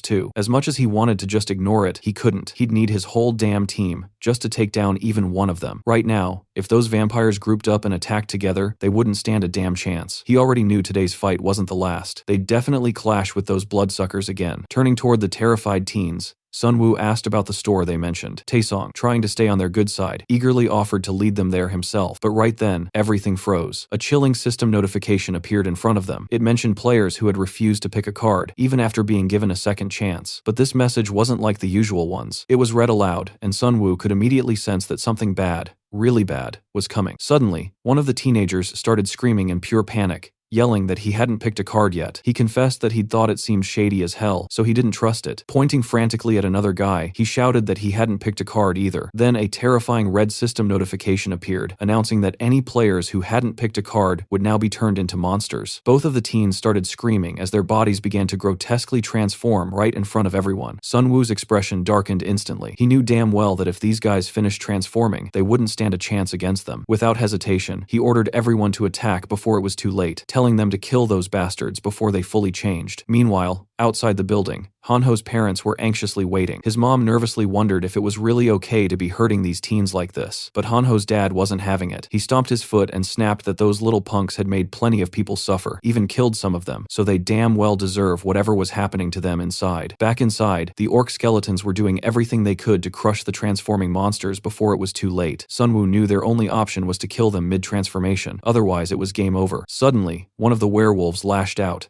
smashing a skeleton clean in half with terrifying brute strength. Sunwoo could barely believe what he was seeing. Those monsters were seriously that strong. But Righty and the orc skeletons didn't back down. They kept hammering away at the werewolves, fighting with everything they had. Finally, After a brutal struggle, they managed to kill them. The reward, a staggering 3,000 gold for each kill. Plus, Sunwoo even leveled up to 8. He stood there, staring in horror at the remains, shaken by how monstrous those creatures were if they dropped that much gold. Still rattled, he picked a random stat card from the reward, which ended up boosting his speed by 3 points. Honestly, he was pretty damn satisfied with that result. Jisoo commented that it was a smart move for him to keep stacking his stats. After all, it wouldn't take long for enemies to realize he was the one controlling the entire skeleton army. Once they figured that out, every single one of them would be gunning for him. Meanwhile, Han-ho is still freaking out, wondering if they'll keep running into such terrifying monsters. Hearing that, the MC calmly tells him he already has a plan. He's going to try turning these monsters into his own minions. He hasn't tested this ability on humans yet, mostly because he doesn't want to ruin his reputation among the other players. But now, the situation has changed. There are still many players who haven't picked a card, and soon they'll all transform into monsters. If he wants to stand a chance against them, he can't keep worrying about what others think. As he starts turning the skeletons into his minions, he thinks that maybe they could even match the vampires in strength. Taesong watches in complete disbelief as his own friend transforms into a skeleton soldier to serve the MC. Sunwoo looks at the transformed skeleton coldly and asks where the store is. Taesong explains that the store is inside a used car complex, and that the people running it are far worse than his own group, who just steal to survive. These people, however, work directly under the vampires and hunt humans for them. After hearing that,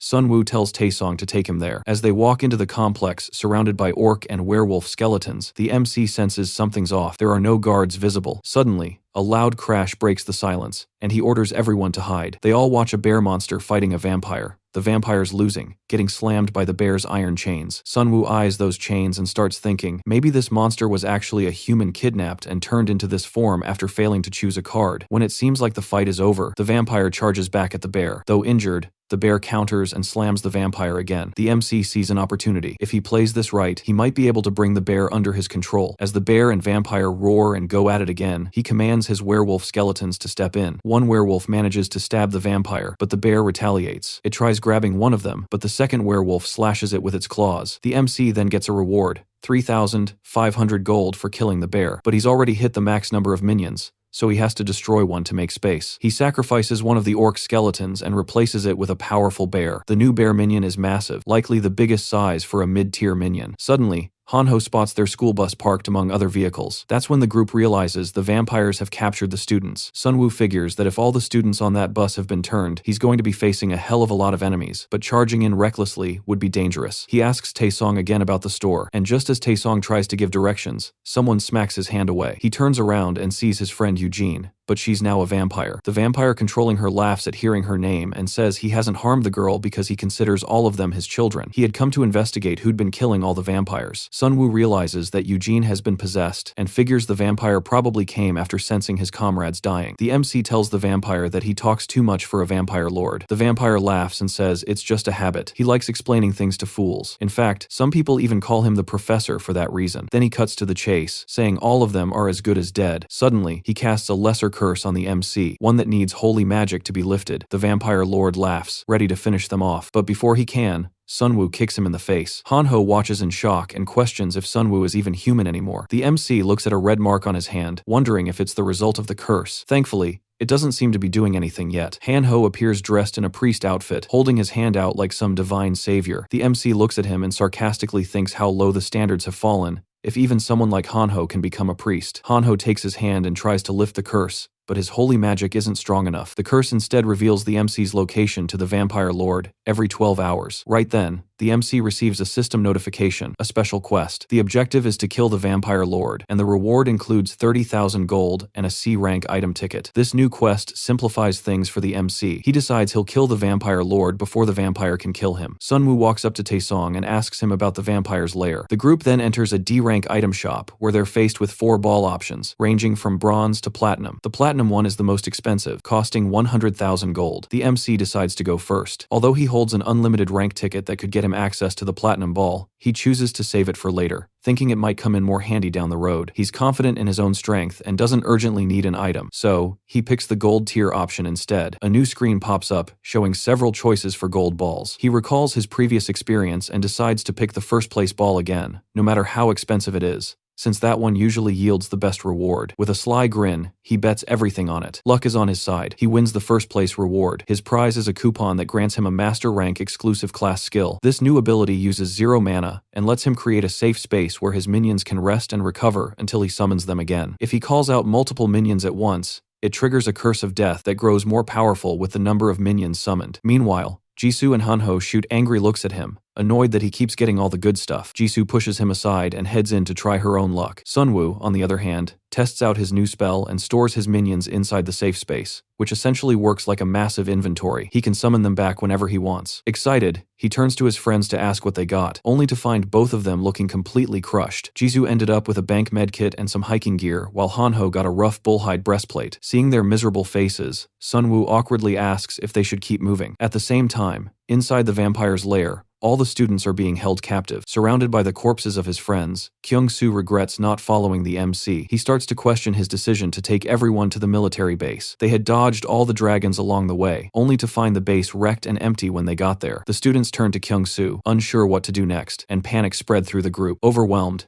Kyung-soo wondered why he was even the one responsible. He had just been the driver. One student showed him a phone, pointing out a safe zone in the fortress. As everyone waited for him to make a call, he realized they were all still alive because of him. With new resolve, he led them toward the fortress. But that too turned out to be a disaster. Instead of safety, they were met by vampires who slaughtered the students mercilessly. The few who survived were enslaved. One vampire kicks Kyung-soo and tells him to keep moving. Laughing, the vampire says they'll just eat him if he gets too tired. As they joke about devouring the students, Kyung-soo stares ahead in despair, fully aware his fate will be the same as his friends. Then something strange happens. A skeleton appears before the vampires, tiny, no bigger than a minion, pointing a sword at them. The vampires laugh, assuming it's just another weak monster. One lunges to tear it apart, but ends up getting pierced by several spears. Suddenly, Sunwoo's entire army shows up. Kyung-soo's eyes light up when he realizes the MC has come. As Sunwoo approaches, Kayanga notices how much stronger he's become. He's baffled by the huge difference in their power, considering they're both just college students. The vampires try to regroup for another attack, but one is instantly shredded by the skeletal bear. Sunwoo stands confidently among his army and commands them to kill all the vampires except for one who he wants to interrogate. Kyung-soo watches in shock, realizing this group is way stronger than he ever imagined. It's not just Sunwoo. Jisoo also looks a lot more powerful now. The last surviving vampire begs for mercy as orc skeletons hold him down. Sunwoo questions him about how many players and vampires are inside the building as well as their levels. The vampire answers honestly. Only one vampire, the area manager, is at level 5. There are 12 players inside, and the strongest among them is level 4. Sunwoo thanks him for the information, but clearly has no plans to spare his life. The vampire panics and starts offering more, saying he knows the building's layout and security setup. But before he can say more, Kyung-soo suddenly stabs him. Looking up, Kyung-soo tells the others that he knows exactly what's going on inside the factory. Tears stream down his face as he pleads that none of the vampires can be allowed to live. Even though his friends have been scared and weak, they didn't deserve to die that way. Sunwoo puts a hand on his shoulder, telling him he's done well, just surviving this far. He says, the vampires around them didn't turn into monsters overnight. They used to blend in with normal people, just waiting for the right moment to unleash their true nature. The world they once knew might be gone, but they can't allow creatures like that to roam freely anymore. As they were sorting out the kidnapped players, one of the men asked the area manager how long he planned on continuing this. The manager smiled and explained that these people were simply a source of food and experience for him. They were easier to capture than monsters and far more useful. He added that their CEO had incredible insight and vision. Hearing this, the man got excited and expressed his desire to be part of that vision too. The vampire told him that if he kept working hard, he could become a regular member as well. After all, he himself had started off as just a low-level warehouse worker before becoming a full-time employee. But just as he was speaking, he heard someone mock him. Turning around, he saw the main character, standing alone. Sunwoo chuckled and commented that they were calling their betrayal of humanity innovative. The manager stepped forward with his team and asked who he was. From inside the cages,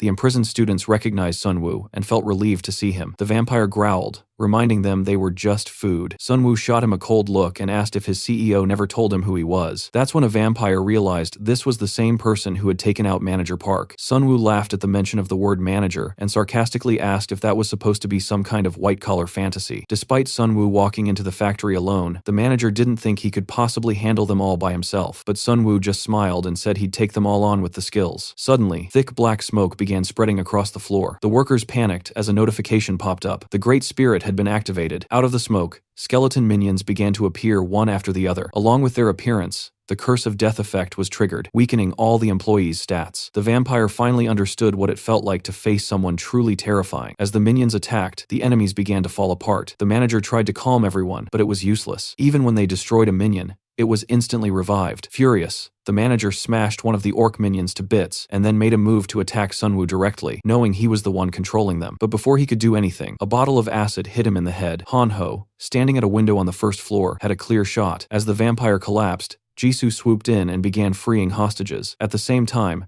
Kyung-soo crashed his bus through the factory wall and called for the hostages to get in. The vampire tried to chase after them, but didn't notice Righty charging at him, riding a wolf. The werewolf skeleton slammed him into the ground, and Righty leapt into the air, moving in for the finishing blow. Thanks to Sunwoo's insane buffs and debuffs, the vampire didn't stand a chance. Sunwoo pointed out that the abandoned factory they had chosen for their operations was actually one of the easiest places to raid. That's when a vampire began to panic, realizing that Sunwoo wasn't just strong, he was smart too. Bleeding from one of his arms, the vampire suddenly heard the CEO's voice offering him some power to defeat Sunwoo. Confused, Sunwoo watched as the vampire's body began to grow larger and wilder. A notification appeared. A high-level vampire had gone berserk. Looking at his monstrous new form, Sunwoo asked if that was his real self. The vampire, now enraged, charged at them and started attacking the skeletons. Though Sunwoo ordered them to fight back, the vampire held them off with ease. Moving quickly, he tore through the minions until he caught a glimpse of Jisoo flying over him. She slashed his back with her sword. As he turned, she grabbed Righty and hurled him at the vampire. Righty slashed through him a dare. At the same time, another orc tried to attack, but the vampire crushed it. Each time a minion was destroyed, Sunwoo quickly revived it. Hanho was impressed that Jisoo could hold the vampire off on her own, but Sunwoo was starting to feel uneasy. He knew this wasn't sustainable. The vampire had lost a lot of blood and was in a berserk state, meaning he wouldn't last long. However, if Sunwoo's mana ran out before that, and his orcs couldn't hold the front lines, things could go south fast. Worst of all, this vampire was just a subordinate. Sunwoo couldn't help but wonder how terrifying must their actual vampire lord be. While the MC is in the process of reviving his minions, he spots the corpse of a werewolf monster. Smiling, he casually apologizes to the vampire for taking over one of the monsters the vampire had captured. With the addition of a werewolf to his team,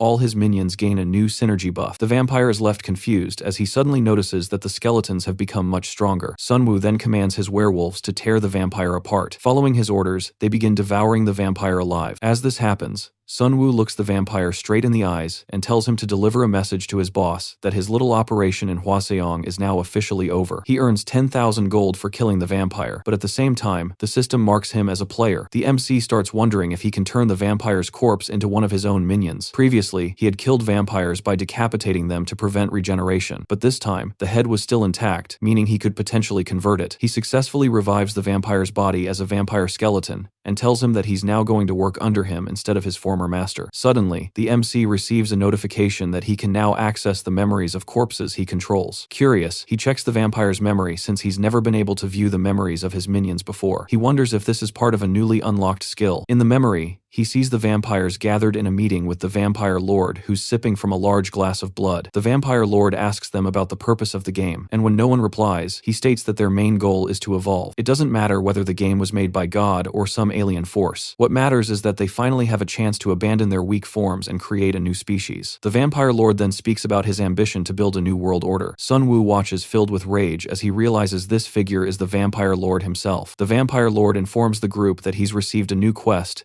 and they all must support him. Instantly, everyone agrees. This makes the MC wonder if getting bitten by the vampire brainwashes people into blindly following him. The vampire lord then announces that he'll be hosting a party in Hwaseong and instructs the others to invite as many people from the neighborhood as possible to enjoy themselves. He puts manager Kim in charge of food and farming supplies. The MC then realizes with horror they're setting up human farms and slaughterhouses. Their real plan is to trick people by offering fake safety zones. Soon after, the MC receives an exclusive quest. He recalls getting a similar one when he witnessed his professor's death. This new quest is directly linked to the upcoming massacre party planned by the vampire lord. Sunwoo now has two choices: either stop the massacre or take advantage of it by using the corpses. Whichever path he picks will shape his destiny. Meanwhile, Hanho tries to wake him up, but the MC is still lost inside the vampire's memory. Hanho begins to cry, thinking something terrible has happened to Sunwoo after he took control of the vampire. When MC finally snaps out of it, he dramatically places a hand on Hanho's head and jokingly asks who accused him of messing things up. Hanho gets a little frightened, but Sunwoo releases him and reminds him of the promise he made to do whatever he's told. Then he smiles and says he wants Hanho to join him on a quest. Meanwhile, the vampire lord is irritated that the main character killed his vampire manager even after receiving a portion of the vampire lord's power. Madame Yang, feeling nervous, asks whether Sunwoo might ruin his plans, but the vampire lord brushes it off, saying that Sunwoo's weak skeletons aren't a threat. After the upcoming grand feast, he plans to personally track Sunwoo down and eliminate him using a curse. Outside the factory, everyone is busy collecting daggers and other weapons left behind by the vampires. Hanho asks the MC if it's really okay for them to be doing this. Sunwoo questions what he means, and Jisoo remind him about what the MC told them earlier, how a massive massacre is about to take place in Hwaseong Fortress. She asks if they should focus on stopping the vampires now. At the same time, Hanho urgently tells the MC something big is happening online. Apparently, the vampires are trying to lure players by promising them safety and free access to their camp. A post by someone called Manager Gu seems designed to bait survivors. Anho considers putting up a warning post, but the MC stops him. He explains that there's no guarantee their warning would stop people who are desperate for even a sliver of hope. Plus, if the vampires are forced to change their strategy, he'll lose the advantage he has from knowing their current plan, since they can't do anything to stop the vampires just yet. He says they should focus on finishing their preparations instead. He then asks Jisoo if she found anything useful. She says yes. She discovered some helpful potions in vampire manager Kim's warehouse. Anho finds a wireless charging battery, which they use to recharge their phones. Jisoo also comes across a white potion labeled Treatment, which cures infections. Sunwoo immediately uses it on Taesong's friend Eugene, partially restoring her back to normal. Taesong and his friends gratefully thank him. The MC understands how hard things have been for the girl, and although the potion didn't fully heal her, it still worked well. He then turns to Taesong and warns him to watch over his friend carefully in case the vampire lord tries to possess her again. If that happens, he says he'll have no choice but to kill her. But with a determined look, Taesong tells him that won't happen. The MC looks confused for a moment, wondering if Taesong meant they would try to stop him if he ever attacked their friend. Even though the group had a criminal background, they didn't seem like bad people, so the MC lets them go. Still, he warns that he might need their help again later. Next, Sunwoo asks Hanho's father, Mr. Lee, to use his skill to create a safe zone around the factory. Inside this space, recovery speed increases significantly, and Mr. Lee has complete control over the area. Everyone inside feels much better as their wounds begin healing. Since Hanho's mom has a chef class, she's able to cook food that gives everyone buffs. Jisoo watches the players and notes that they're finally starting to adapt to the situation. Sunwoo asks her if she also received an exclusive quest,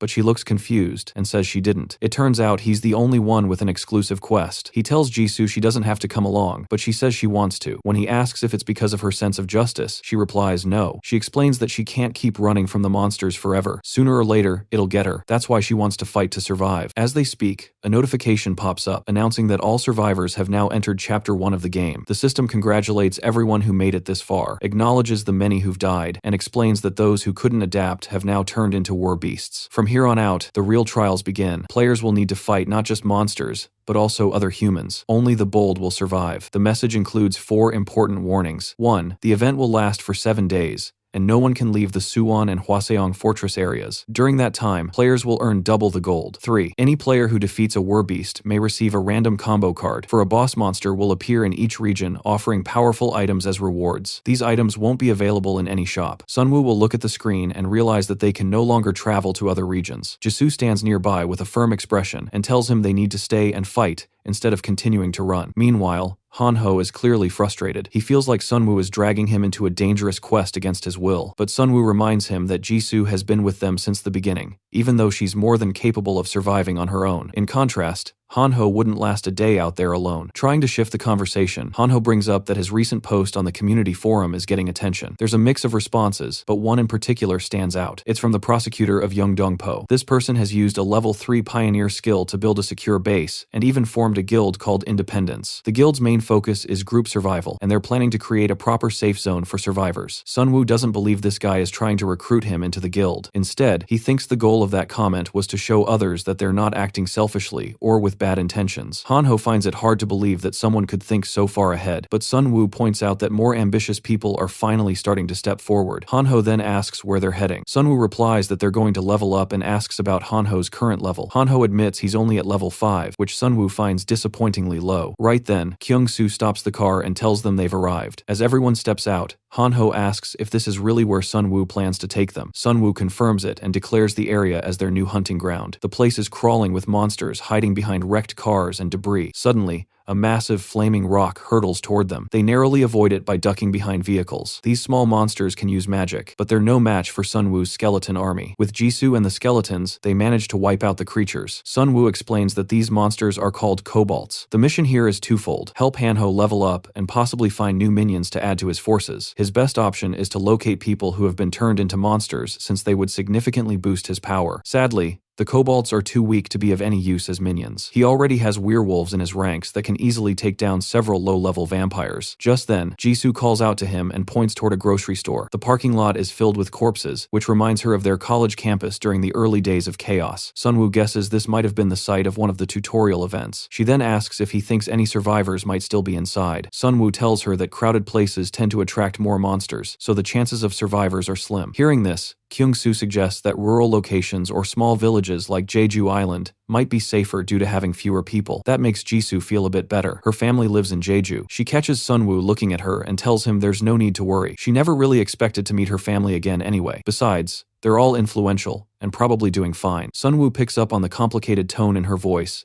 and realizes she must have a strained relationship with her family, so he chooses not to ask any more about it. As they enter a mart, the entrance is suddenly sealed by magic, turning the place into a large-scale dungeon known as the Sorcerer's Fortress. The only way to escape is by defeating the dungeon boss. Out of nowhere, a giant magic circle appears beneath them, teleporting everyone to different locations. Hanho ends up falling from the ceiling right into a group of kobolds, who start laughing at the sight of a weak human alone. At first, Hanho thinks he can take them, but the moment he realizes he's completely alone, panic sets in. His survival chances drop from half a day to barely 30 seconds. The kobolds charge at him, but by accident, he manages to kill one of them. As they angrily swarm him, he starts to think it's over until he notices he's not taking any damage. That's when he remembers his priest class has a passive ability that protects him for 10 seconds after each kill. The kobold starts getting confused, noticing their attacks aren't working. Hanho, now in Giga Chad form, asks the monsters if they really just call them weak. Meanwhile, Kyung-soo and Jisoo are trying to regroup with the others. As they turn a corner and notice some blood, they discover Hanho standing over a pile of dead kobolds. Jisoo is in disbelief, but Hanho proudly claims that he's finally unlocked his hidden potential. With the trio now reunited, they decide there's no need to worry about Sunwoo Will. They trust that he can handle the monsters on his own. As expected, the MC and his army of minions are busy wiping out Cobalt with ease. He clears them out effortlessly, but still feels a bit concerned about his friend. While searching for an exit, he comes across a badly injured survivor. The man looks like he's on the brink of death, and it doesn't seem like potions will be much help. Barely lifting a finger, the survivor points toward a box, so picks it up and asks if it contains a potion. When he opens it, he finds a strange egg inside. According to the item description, a creature will hatch from the egg that could change his fate. With his last breath, the survivor explains that the dungeon boss holds the token required to claim this egg. It originally belonged to him,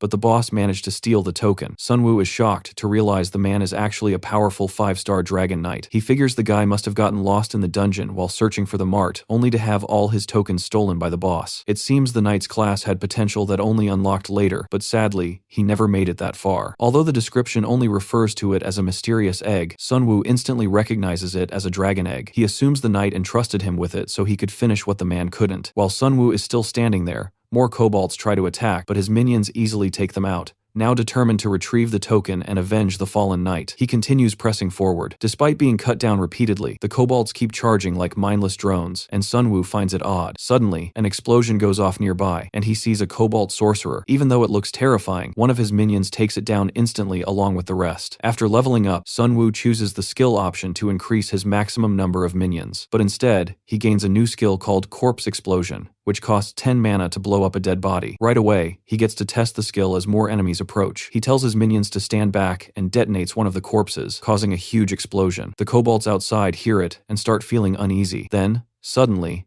Righty bursts out through the door and wipes them out. Sunwoo praises him and Righty beams with happiness. Sunwoo finally encounters the dungeon boss, who's surrounded by massive roots. The boss turns out to be a high-level cobalt sorcerer protected by a powerful force field that can only be broken by destroying 3 separate cores hidden around the dungeon. According to the system, this boss can't be harmed by regular attacks. Seeing the shield, Sunwoo immediately understands why the boss has just been chilling while its guards were out fighting. They had no need to join the battle directly. Suddenly, the boss unleashes a deadly spell that will kill anyone under level 10 in 1 hour. Sum panics. Everyone in his group is below level 10. Now he realizes the truth. The earlier cobalt attacks were just a stalling tactic to buy time for the spell to activate. He sends his minions to attack the boss, but the shield makes them useless. Thinking on his feet, he orders his minions to stack dead cobalt bodies around the boss, and then blows them up in a massive explosion. But when he returns to check, nothing. The boss remains unharmed. Now furious, the boss sacrifices some of its health to speed up the spell. Only 52 minutes remain. Sunwoo starts to feel the pressure, realizing time is running out. With no other option, he focuses on finding and destroying the cores. Using memory fragments from revived cobalt monsters, he discovers the locations of the cores. He destroys the first one pretty quickly. Just 1 down, 2 to go, but only 19 minutes remain. He pushes forward, continuing to revive monsters and scan their memories. Eventually, he finds out where the next core is and rushes toward the first floor. On his way, he notices dead kobolds lying around and wonders if Jisoo was behind it. A moment later, he gets a system alert. The second core has been destroyed. He guesses Jisoo saw the death spell notification too and acted. He then spots someone fighting nearby and assumes it's Jisoo. He yells out, telling them to go look for Hanho and Kyung-soo. But to his surprise, it's actually Hanho himself holding up a dead monster and grinning like a badass,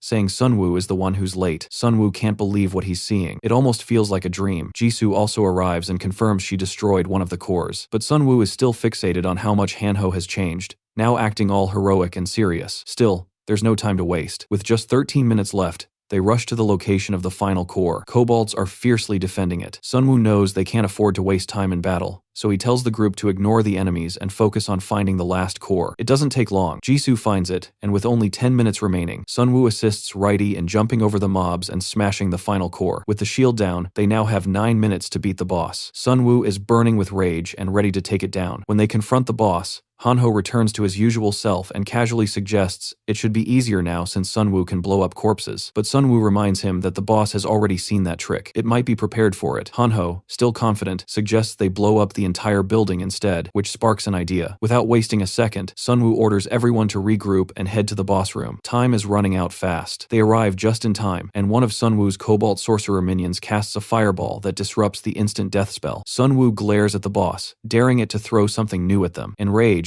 the boss transforms into a fallen tree spirit, roars, and launches a brutal attack. It tears through Sunwoo's minions like paper, then swings at the group, who barely dodge the hit. Jisoo uses her fire sword to burn a branch, but it regenerates almost instantly. Sunwoo tells her to fall back and instructs his werewolf minion to hurl dead cobalt at the boss. He blows them up near the boss's face. Through the smoke, Sunwoo hopes the explosion was enough, but nope. The boss regenerates again. Then a fireball from another cobalt sorcerer hits it from behind. The group piles on with fire attacks, but the boss keeps healing. Finally, a system message pops up. The boss has drained all its mana and will now burn through its HP. Sunwoo grins. He's been secretly using the Devil's Bloodstone to siphon its mana the whole time. But even without mana, the boss keeps attacking. Sunwoo yells for everyone to retreat. The weakened boss tries to follow but collapses. Before exiting, Sunwoo glances back. He'd been stacking dead cobalt bodies on the first floor for this moment. Once everyone is safe, he detonates the pile. With no mana left to regenerate, the boss dies. For slaying the fallen tree spirit, Sunwoo earns 12,140 gold and reaches level 10. The system rewards him with a roulette ticket for being the 69th person to hit level 10. His max minion limit increases by 5, and he unlocks a new skill called Death Response, which lets him summon 10 zombies for 10 minutes without affecting his current count. He now controls up to 25 undead. On top of that, he holds the token of a Dragon Knight. When he raises his sword, he feels ready to take on a Vampire Lord. That Dragon Knight's token is actually a masterless sword that boosts his strength by 6. Unfortunately, he can't hatch the dragon egg yet, since he's not a dragon tamer. The system tells him it'll take 5,000 days to hatch, or he can shorten the time by killing powerful monsters with the sword. He does the math, 13 years to wait. Jisoo tells him it's probably a penalty for not having the right class. Sunwoo says he'll just prove himself to the sword by slaying monsters. At least the sword boosts his strength, so he's fine with it. Then Hanho interrupts, saying his phone is ringing. It's a message from Taesong, who was sent to Hangguang Square to spy on the vampires. Taesong reports that many people are gathered, but no vampires have shown up yet. Sunwoo is relieved he's still okay. Earlier, he'd told Taesong to blend in with the other survivors and secretly observe the vampires, asking him to send a private message if anything major happened. Taesong had accepted the job happily since he was already familiar with vampires. Back in the present, one of Sunwoo's orc skeletons informs him that 2 werewolves were found dead. He wonders if the tree spirit was behind it. He revives them and adds them to his army. With that, he now has 5 werewolves and 15 total minions. Now fully equipped and stronger than ever, Sunwoo sets his sights on Vampire Lord, ready to eliminate the vampire threat once and for all.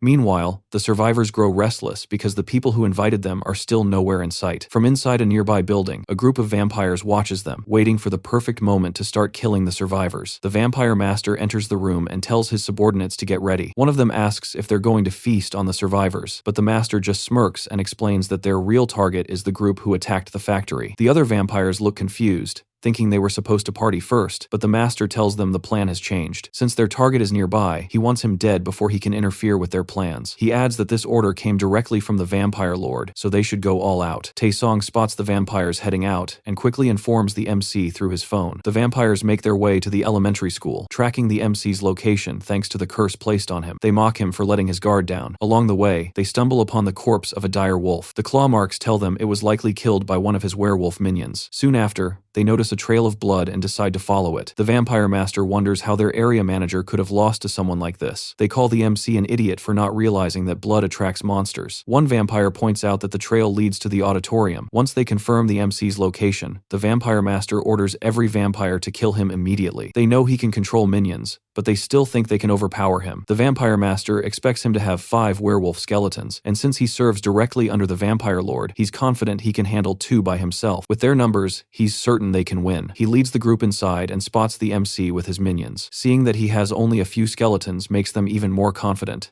so they charge after him. The MC runs, luring them into a dead end. He stops and declares that this will be their final resting place. The vampires grow uneasy, sensing something is wrong. He points out that they've been counting his skeletons but don't know all of his abilities. One vampire mocks him, asking if he has a few more skeletons hidden nearby. Sunwoo grins and says he doesn't just control a pile of bones, he commands an entire army. With that, he summons the rest of his minions from the void and uses death response to call forth zombies. The vampires are shocked at the sight. Sunwoo then sits back and lets his minions do the killing. Righty boosts the skeleton's power, and the zombies start ripping through the vampires. The enemies are overwhelmed by the sheer number of debuffs affecting them. Sunwoo shows them what happens when you challenge an undead army. A female vampire charges at him, but is hit by the Cobalt Sorcerer's fireballs before Righty finishes her off. Sunwoo earns 2,000 gold from the kill. Soon, all the vampires are dead except for the vampire master, who proves to be much tougher. He tears through the skeletons and zombies, though 2 zombies manage to bite him. He easily shakes one off and then leaps toward the MC, aiming to kill him. The MC, however, stays calm and smiles, telling him he should take a closer look before attacking. Hearing this, the vampire master starts to panic and demands to know what he means. 2 hours earlier, while everyone was gathered outside the school building, the MC gave precise instructions to one of his minions. He tried detonating his orc skeleton, but it failed. Only then did he realize the reason. It was a skeleton, not a corpse, so the skill didn't work on it. Switching tactics, he used his death response skill to summon a horde of zombies and wondered if they could explode since they were just corpses. He soon figured out that moving zombies counted as summoned minions, but once they stopped, they were considered nothing more than corpses. Taking advantage of this, he detonated one of the remaining zombies, inflicting massive damage on the vampire master. As the enemy dropped to the ground in pain, one of the MC's werewolves bit his leg clean off. The vampire master asked Sunwoo if he really believed he could defeat their boss, but the MC finished him off with his nameless sword, earning 20,000 gold. He also reduced the egg hatching time to 4,949 days. Reviving all the vampire corpses, he now commanded over 5 vampire skeletons, which granted him a synergy bonus 5% bleed effect on all their attacks, plus a berserk mode before death that boosted their stats by 10%. Feeling confident in his strengthened army, the MC was ready for whatever came next. Just then, Jisoo messaged him saying the vampires were on the move. Meanwhile, in the safe zone, the guards started behaving suspiciously, demanding everyone hand over their weapons before entering. The MC suspected that the vampire lord had sensed the deaths of his royal guards and was now in a hurry to find him. Since all the vampire guards in the survivor camp were under his control, tensions rose further when an old player spotted werewolves impaled on a rooftop. The crowd whispered in awe, wondering who was strong enough to do such a thing. It was nearly Jisoo and Hanho's turn for the weapon check, when Jisoo noticed one of the guards explaining that weapons were being confiscated for the safety of other players. He claimed they had already killed 4 werewolves, so there was no need for them to keep their weapons. Disgusted by humans siding with vampires, Jisoo thought they were only making it easier for the vampires to kill people. Just then, Taesong quietly approached and told her he had hidden her twin swords as planned, thanks to their friend Yong Shik, a 2-star swordsman. Hanho asked if he had also prepared what he'd requested earlier, and Taesong confirmed it. After clearing the check, they joined the other players. Soon after, the vampire lord appeared with his masked minions, clearly furious about the MC. Hanho instantly recognized him and guessed the masks were to hide their fangs. The group had hidden the sword in a safe place. Now they just had to wait for the MC to show up. As the vampire lord began speaking, masked vampires surrounded the crowd. He proclaimed humanity's downfall was inevitable due to its weakness. Pulling down his mask, he told them they were destined to be sacrificed to usher in the next stage of evolution. Fear spread through the survivors as vampires attacked. Some tried to flee, but electric fences blocked every exit. It was a trap. The vampire lord smirked at the sight of everyone struggling. In the chaos, Jisoo tried leading survivors to safety, but the vampire lord noticed the swords in her hands and wondered how she had a weapon. At that moment, Kyung-soo crashed a school bus into the fence, breaking the electric barrier and giving everyone a chance to escape. Jisoo and Hanho led survivors away, while the vampire lord turned to face the MC, who had just stepped off the bus.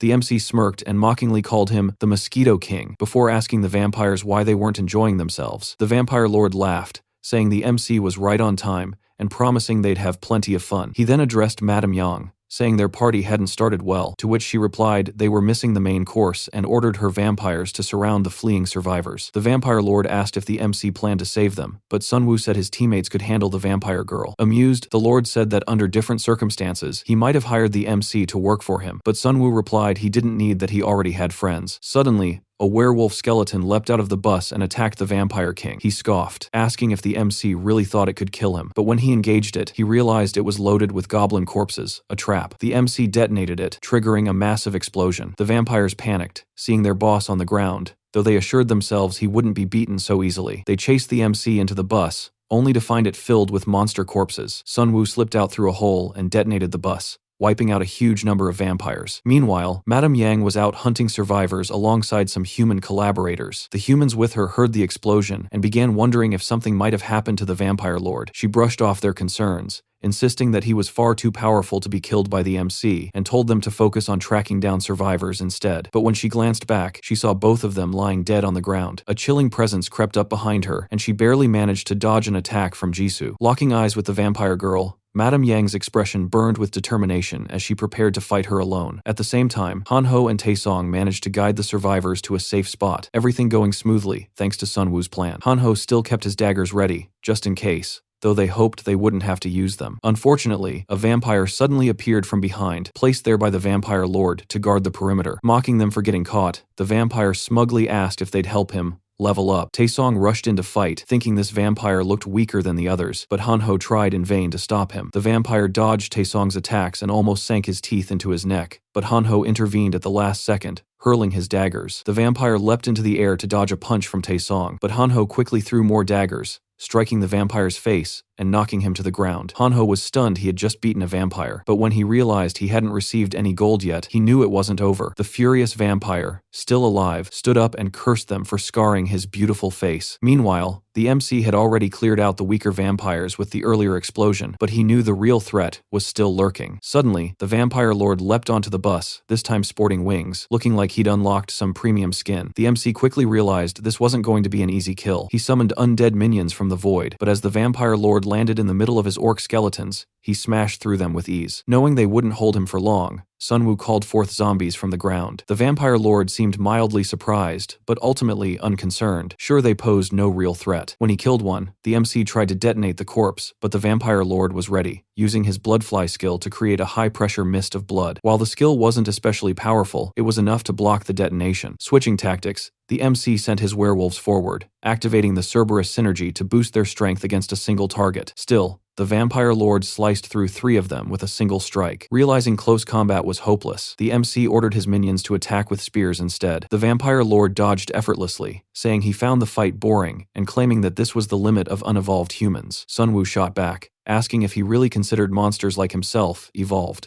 Proudly, the vampire lord said it was a massive improvement over humanity, arguing that the strong were always meant to rule the weak. That's how history had always worked. Modern society, he complained, had treated him like an outcast because he was a serial killer, but the apocalypse had given him his chance. He believed he was chosen just like others to lead the world into its next stage of evolution. Sunwoo clutched his head, realizing this whole plan was just a load of crap. He mocked the Vampire Lord, asking if he still believed in that nonsense when no one had taken it seriously in 100 years. The Vampire Lord kept ranting about being the future of evolution, until Madame Yang's voice cut through, calling for help. She couldn't believe she was losing to a human after all. She believed herself superior. Yet, throughout their entire fight, she hadn't landed a single hit on Jisoo. Jisoo pointed out that it was because Madame Yang had never trained. Despite her raw strength, her attacks were predictable and lacked coordination. Spending all her time hanging around the Vampire Lord and collecting easy experience had left her sloppy. With a decisive move, Jisoo delivered a powerful double slash, taking Madame Yang down for good, then thanked her for bringing back her self-confidence. Meanwhile, things aren't going smoothly for Hanho and Taesong. A vampire offers them a deal: join him, and in this unfair world, they'd have a better chance at survival under the protection of the Vampire Lord. He explains that he and his comrades were once just regular students like them, but with the world now crawling with monsters, they had no other choice but to side with someone strong and live off their power. He repeats his offer, asking again if they want to join. Hanho admits that the vampire is right, which makes Taesong think he's about to accept the deal. But then Hanho adds that the side he's chosen is far stronger group than the vampires. Suddenly, a motorbike rider appears behind the vampire, distracting him for just a moment. Seizing the opportunity, Hanho throws a dagger. The vampire dodges, and the blade hits the rider in the chest, but he's unharmed because there's a goblin sitting in front of him. Turns out, this was Hanho's real plan all along. His actual target was the goblin. Hanho transforms into his Gigachad form, standing tall and confident before the vampire. The vampire starts trembling at the sight and attacks with full force, but it has no effect. It feels like hitting a wall of steel. Hanho towers over him and unleashes rapid stabs with his high-speed slash skill. Taesong and Kyungsoo join in, attacking together. The vampire tries to strike Taesong, but Hanho blocks with his own body, explaining that he's been boosting his agility the whole time, so the vampire has no chance to escape. Hanho deliberately acts as a punching bag, while the other two work to finish the vampire off. The vampire realizes that while their individual strikes aren't enough, their combined attacks can actually take him down, and with Hanho as a fast-moving tank protecting them, it's even worse for him. But Hanho begins to feel his power draining, and the vampire quickly figures out that his skill must have a time limit. Just then, a goblin is thrown at Hanho, which he kills instantly, reactivating his skill. One teammate is assigned to keep tossing goblins from a safe distance. Hanho taunts the vampire, saying he can keep powering up endlessly since they have plenty of goblins ready. He also reminds him of his earlier words about surviving by sticking with the strongest, telling him that's completely wrong. True survival comes from friendship with people you can trust. In a moment that's both absurd and epic, Hanho declares they survive with love and peace, striking a weird pose. The vampire trembles, claiming he's losing only because they're ganging up on him, which, honestly, isn't wrong. Meanwhile, the Vampire Lord watches in fury as his elite fighters die one by one. Sunwoo tells him that it's his turn now, and that he already knows all of his weaknesses. First, the Vampire Lord can't use weapons, a penalty for their class, which he discovered after controlling some vampires himself. Second, he has low defense but high regeneration, and his movements are large and inefficient. Third, he has no mana, meaning he must rely on blood for his abilities. Sunwoo reveals that he's been using Devil's Bloodstone to drain the Vampire Lord's health with each hit. His final weakness? He talks too much. Sunwoo points out that if he were in his position, he wouldn't waste time talking, and would have gone straight for the necromancer. Enraged, the Vampire Lord activates a blood field and charges, but Righty intercepts, parrying the strike. Righty then hurls a bottle of slime liquid into his face, the acid melting his skin and blurring his vision. Low on blood and too weak to regenerate, the Vampire Lord becomes vulnerable. The MC orders his minions to finish him. Still dangerous, but visibly weakened, the Vampire Lord tries to head for some werewolves hung as trophies on a nearby building. He makes it to the rooftop only to be ambushed by a werewolf minion that stabs him from above. Sunwoo mocks him, revealing that he'd been getting his werewolf minions from that very building. Badly wounded, the Vampire Lord crashes to the ground. Sunwoo decides to end it with style. His minions throw the Vampire Lord into a room piled with monster corpses, and then he detonates the building, finally killing him. For killing a special player, Sunwoo earns 10,000 gold, plus 30,000 gold and a C-rank item ticket for completing the No Country for Wicked Men quest. His destiny shifts, granting him an exclusive skill. When his group arrives, they celebrate the victory together. Sunwoo looks at them and smiles, thinking that even if the world is ending, he's going to stick with them. The next morning, everyone is praising him, and some people mention they'd been rescued by the Sunwoo group before. Hanho says that many have started recognizing them now. Their celebration is cut short when a regiment of soldiers, led by Sergeant Kim, arrives. Kim says he saw the epic battle from afar and got curious about what happened. Sunwoo greets him with a smile, glad to see him doing well, and asks why he's here. The sergeant explains they had been monitoring a group claiming to be creating safe zones for survivors, but they never expected the situation to spiral into such chaos. The MC glances at them, relieved they didn't interfere with the vampires, soldiers, since they don't seem very strong anyway. Kim then says someone wants to meet him. Confused, the MC asks who, and Kim smiles, telling him that the Korean army is still alive and well. Somewhere else, an army officer with 4 stars on his hat stares out the window. Later that night, the MC stands in an office, looking at his own profile. He's currently level 10, with about $300,000 in gold, half of which came from his recent battle. He realizes that running around hunting monsters isn't as efficient as completing quests. His skill has also leveled up, letting him craft bone armor in addition to bone weapons. As he creates the armor, it wraps snugly around his body, leaving little room for attacks while still allowing good movement. He decides to equip all his minions with it for better durability. The quest also rewarded him with a heroic rank crossbow that can fire arrows without reloading, perfect for someone who usually fights from the backline. Feeling stronger with these upgrades, he believes he can beat anyone, but suddenly, he feels heat behind him. Turning, he sees his old home engulfed in flames, with his parents calling for help. They plead for him to save them, now that he's strong. Sunwoo tries summoning his minion, only to realize he's still just a powerless kid. Helpless, he watches his parents burn, fear taking over, and runs away. It's a memory from his past, a reminder that he's still that same weak kid. The nightmare wakes him, and Han-ho, seeing him stir, mentions he's been asleep all day. He points to the door, saying Sergeant Kim is back with the soldiers from yesterday. When they had asked him to go with them to their base, he'd refused, telling them that if someone wanted to meet him, they could come to him. He'd been too tired to bother back then. Now, he tells Han-ho to keep them waiting outside for a bit, though his mind is still on the dream. He's determined to get stronger, so he'll never have to leave anyone behind again. As Han-ho tries to stall them, a lieutenant pushes past him and enters. Introducing himself as Lieutenant Major Taeyang Park, he asks if the MC is the necromancer. Sergeant Kim is with him as well. The major sits and says he'll get straight to the point, explaining they'd been monitoring a suspicious group in Hwaseong and asking if the MC was the one who took them out. He wants details and also wonders if the MC would join them for future missions. The MC says he can explain how he defeated the guy, but doesn't see how he'd be useful to them. Taeyang points at him, saying they want him in the army. The MC is instantly annoyed. Joining the army is the last thing he wants. He asks why he should bother, and the major starts rambling about how the army and government could restore order with his help. Basically, they want him to do everything because they've been useless in this apocalypse. Taeyang mentions a man known as the prosecutor of Yongdungpo, who's forming some renegade group. This man saved citizens, created Korea's first guild, and established safety zones. He even defeated a boss monster in his area. The MC thinks that's impressive, but Taeyang clearly dislikes the man for rejecting the government and refusing to side with the army. The MC coldly disagrees, saying they have no right to label anyone as a renegade. The army and government failed to protect people in this crisis, forcing everyone to adapt and survive on their own. He says he'd rather be a mercenary than join them. The lieutenant, furious, grabs him by the collar, but the MC smacks his hand away and stands to leave. The major warns he'll regret it, claiming he won't survive alone. Sunwoo looks back, righty by his side, and says he prefers being alone, despite literally having an army of his own. The players feel a lot safer with the soldiers around, but Han-ho isn't exactly happy about it. He believes that the players were the ones who actually saved everyone, not the army. Jisoo reminds him that people naturally need someone to rely on, and Han-ho secretly admits that having trained soldiers around does make him feel safer, since they can probably fight much better than an ordinary person. Still, Jisoo notices something strange. The soldiers look unusually anxious, which makes no sense because they are supposed to be trained to stay calm in situations like this. Han-ho approaches a few of them and asks about Sergeant Kim, mentioning that he met him earlier and came across a soldier named Kwon. He wants to know if they can help him meet Kwon, but one soldier says he has no idea where members of other units are stationed. Another immediately adds that such information is classified and cannot be shared. Jisoo overhears this and finds the whole thing suspicious because Han-ho is only asking about a private. Clearly, something about these soldiers isn't right. Meanwhile, Sunwoo leaves the office after rejecting the army lieutenant's offer. He had actually hoped to stay on good terms with the army, but the lieutenant's attitude nearly drove him insane. As he walks away, Sergeant Kim approaches and apologizes, admitting that he was the one who arranged the meeting with the lieutenant. Sunwoo understands that Kim was simply following orders, so he doesn't blame him. He asks whether the lieutenant sent him to convince him again, and Kim nervously laughs before explaining that the army genuinely needs Sunwoo. However, the way the battalion commander treated him was completely out of line. Kim then moves closer and reveals that he wants to show Sunwoo something top secret. The two travel through the underground parking lot until Kim suddenly raises his hand and signals Sunwoo to stop. Several soldiers are ahead, and Kim warns that they could be executed if they are caught sneaking around. Fortunately, those soldiers look completely demoralized, so Kim believes they can slip past them. The fact that Kim is willing to risk his life just to show Sunwoo this secret makes the MC even more curious. They eventually head down a set of stairs and enter a hidden room, where Kim reveals a glowing crystal sealed inside a box. He explains explains that it is called the Prophecy Stone, one of several scattered around the world. Anyone who touches one can witness a vision of the future, giving them an enormous advantage over other players. Sunwoo finally touches the stone, and reality instantly disappears around him. He finds himself floating in the air like he has been dragged into some strange dream. Suddenly,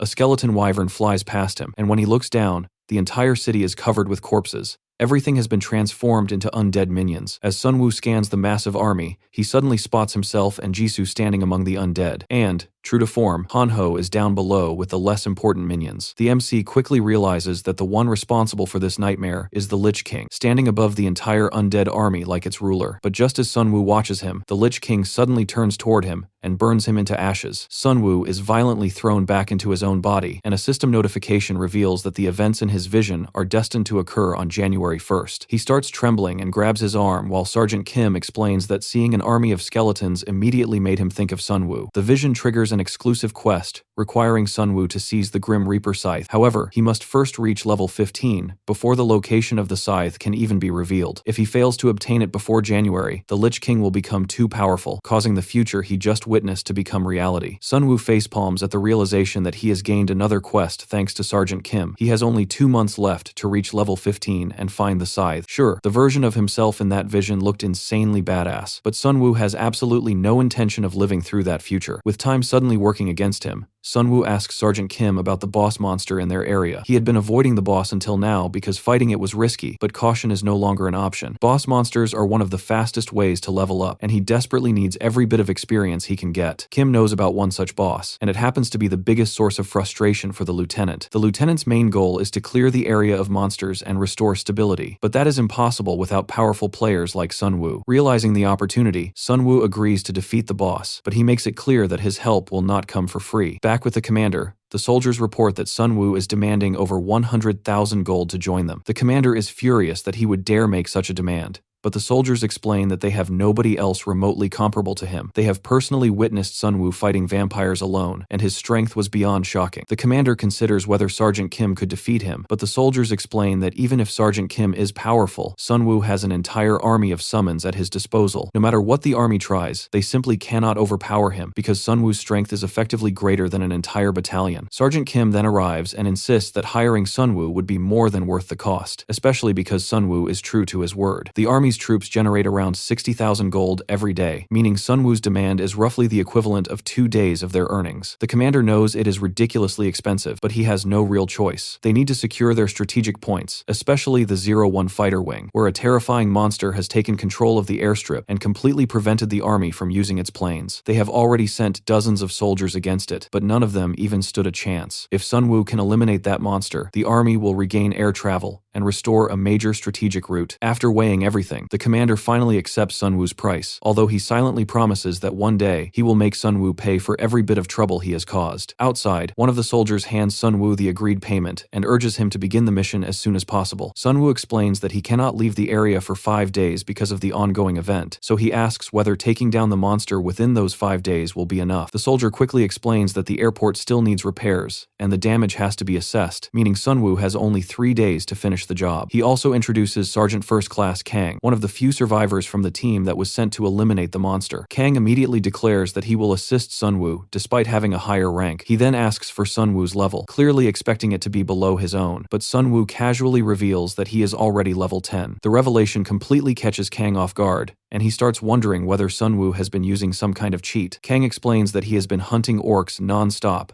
and still hasn't managed to reach such a level. Sunwoo simply tells him that the solution is to hunt stronger monsters. Kang starts getting visibly irritated and warns him that the boss inside the airport is on a completely different level. Sunwoo calmly thanks him for the advice and tells him to focus on leveling up during the next 3 days. Meanwhile, more survivors gather around Kyungsoo because they trust Sunwoo's protection. Kyungsoo looks at the growing crowd and realizes that their problem has become much bigger since there are now even more people who need to be protected. He starts wondering what they can possibly do with everyone. He had already instructed Hanho's father to deploy the safe zone only when there was an actual threat, because maintaining it constantly consumes gold. When Hanho's mother asks what they should do next, Kyungsoo lays out a new plan. Instead of continuing to wander around, they will build their own town using the remaining survivors. Everyone who made it this far must have some kind of useful ability, so the survivors can be assigned roles based on their strengths. Those suited for everyday work can become builders, while people capable of fighting can become hunters. The ultimate objective is to increase both their gold income and military strength. Hanho's parents immediately start applauding their son's plan, but Hanho quickly clarifies that the idea wasn't actually his. He was simply carrying out the instructions given by Sunwoo. Their praise makes him uncomfortable because he still feels like he doesn't deserve it after failing the people who had trusted him. Seeing his son struggling with that guilt, Hanho's father gives him some encouragement and reminds him that he did everything he could to lead those people. Taking responsibility for others isn't easy, and simply having the courage to try already means something. Elsewhere, Sunwoo and his group stand surrounded by flames and mountains of monster corpses. Hanho looks around at the destruction and realizes that the whole place has basically turned into a slaughterhouse. Sunwoo can't exactly disagree, because their group has become ridiculously strong. Any monster that tries attacking them gets eliminated almost instantly. Those attempting to call for reinforcements are met by Sunwoo's minions, while groups that rush them together get wiped out by his explosions. Anything somehow surviving that chaos gets finished off by Sunwoo's crossbow. As the group enters a building, they discover a marker bearing a hammer symbol. Curious about what it represents, Sunwoo enters the room and finds an entire collection of crafting tools. A system notification then reveals that he can combine 3 of his items, although the process will cost 100,000 gold. Sunwoo is stunned when he realizes that even his legendary items can be combined. Naturally, he starts wondering just how insane the resulting item could become. He already has the Tear of the Sea Spirit from the store, the Devil's Bloodstone obtained after killing the Orc Chief, and the Slime Core from the Slime Boss. He immediately decides that collecting items with combination potential could become another useful strategy. Hanho reminds him that the result will be completely random, and Sunwoo jokingly assumes his luck will probably guarantee the worst possible outcome. The system confirms that the process costs 100,000 gold and carries a 2% chance of destroying the items entirely. Sunwoo still goes through with it. The 3 items successfully combine, producing a brand new item called the Chaos Crystal. It grants the Chaos attribute, increasing the player's mana and mana regeneration, while also allowing their attacks to steal both health and mana. Sunwoo wonders whether Chaos is different from the Devil attribute he previously possessed. He had originally expected the combination to produce something above legendary rank, but the new ability is still a massive upgrade. Before this, he had to completely drain an enemy's mana before he could absorb their health, whereas the Chaos attribute lets him steal both at the same time. Hanho and Jisoo congratulate him on the upgrade, and Jisoo immediately approaches the crafting machine to try her own combination. Her system reveals that she can combine 2 of her items for 15,000 gold. After the process, she receives a blade with an on and off ignition function that also inflicts burns whenever it strikes an enemy. Jisoo looks completely satisfied with the result. Hanho, meanwhile, stares at the crafting table before slamming it in frustration and wondering about his own combination. Unfortunately, he doesn't even receive a notification. Feeling bad for him, Sunwoo promises to buy him something from the store once they reach the old car complex. But when they arrive, they discover that the entire store has been destroyed. Hanho nearly breaks down and wants to know who could have done it. Sunwoo studies the shattered screen and immediately realizes that a monster couldn't have caused this. There is writing carved into the wall, warning that a new species will eventually replace them. The marks resemble claw scratches, but they are far too precise to have been made by an ordinary monster. Sunwoo concludes that whoever left them must be intelligent enough to understand human language. With too many unanswered questions and nothing more they can do here, the group decides to head back for now. Soon, the group runs into Sergeant Kim again and asks why he is out there. Kim explains that he and the other soldiers received a ground quest, so they have been sent out to hunt. It works almost like a daily quest, requiring them to eliminate a certain number of monsters before the day ends. If they complete it successfully, their commander receives the rewards.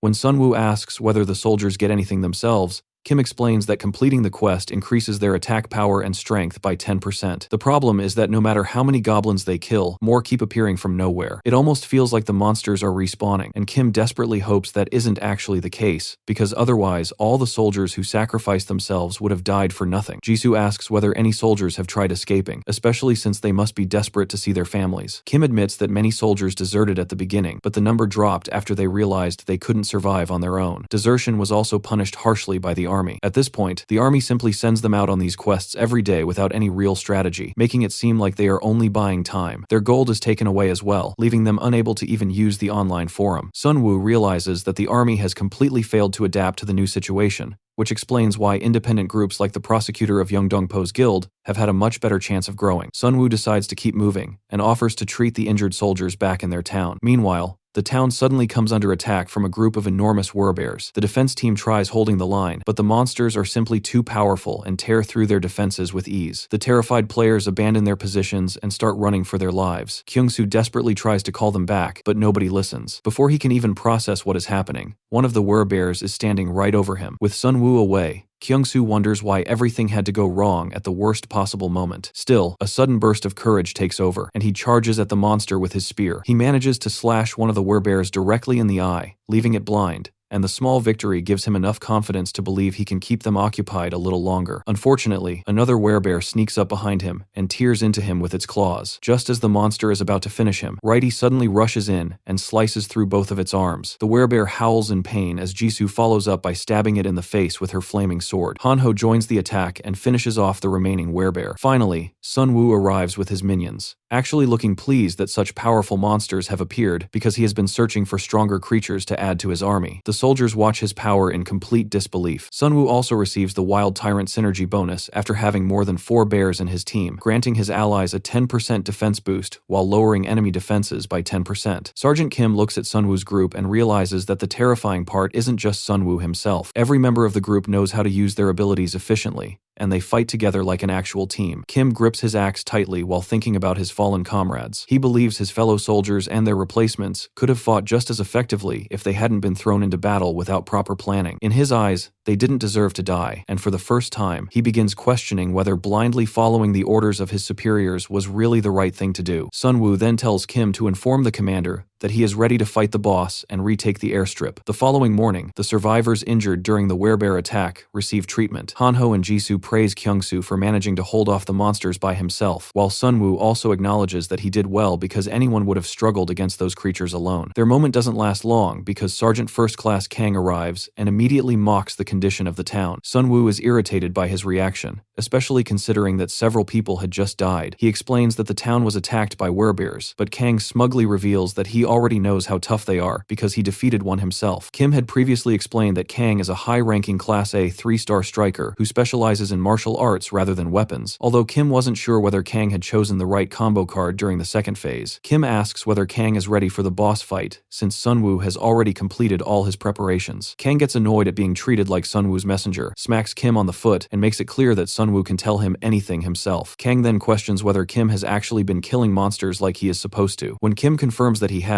Kang asks why he keeps complaining about his comrades dying when everyone is expected to die on the job. As he walks away, Kang casually mentions that he isn't bringing in as much gold as before, and that the commander is tracking their locations in real time. Sunwoo hears this and realizes just how heavily the army is exploiting its own soldiers, treating them almost like slaves. Kim finally loses his patience and confronts Kang, accusing him of getting many of their comrades killed simply because he wanted to level up. Kang responds by grabbing Kim by the throat and reminding him of his place. He insists that privates should keep their mouths shut and focus on bringing in gold, because he is the one dealing with the strongest monsters. According to Kang, the soldiers who died were simply too incompetent to survive. He then mocks Kim for choosing the blacksmith class, accusing him of being too scared to fight and wanting to hide behind other people. In reality, Kim chose the battlesmith class specifically because he wanted to do everything possible to keep his troops alive. Sunwoo finally gets fed up with the entire situation, grabs Kang by the arm, and makes it clear that he doesn't have time for this pointless drama. Kang shrugs him off and admits that he would love to teach Kim a lesson, but they have somewhere to be. Before leaving, he apologizes to Sunwoo for making him witness the mess. Kim explains that Kang feels threatened by Sunwoo, which is why he has been taking his frustration out on everyone around him. Kim then leaves with his team to prepare for the boss battle. Sunwoo feels bad for him, but there isn't much he can do right now. Eventually, Sunwoo and the soldiers reach the airstrip, which is in terrible condition. Kang casually mentions that he fought around with the boss the previous day and confirms that it was powerful. Sunwoo gives him an annoyed look because Kang has barely shared any useful information so far. Sunwoo knows Kang doesn't want the raid to fail, but his jealousy is stopping him from being helpful. Fortunately, Sergeant Kim already told Sunwoo everything he needed to know about the boss, so he isn't worried. Suddenly, the boss appears. A gigantic troll emerges,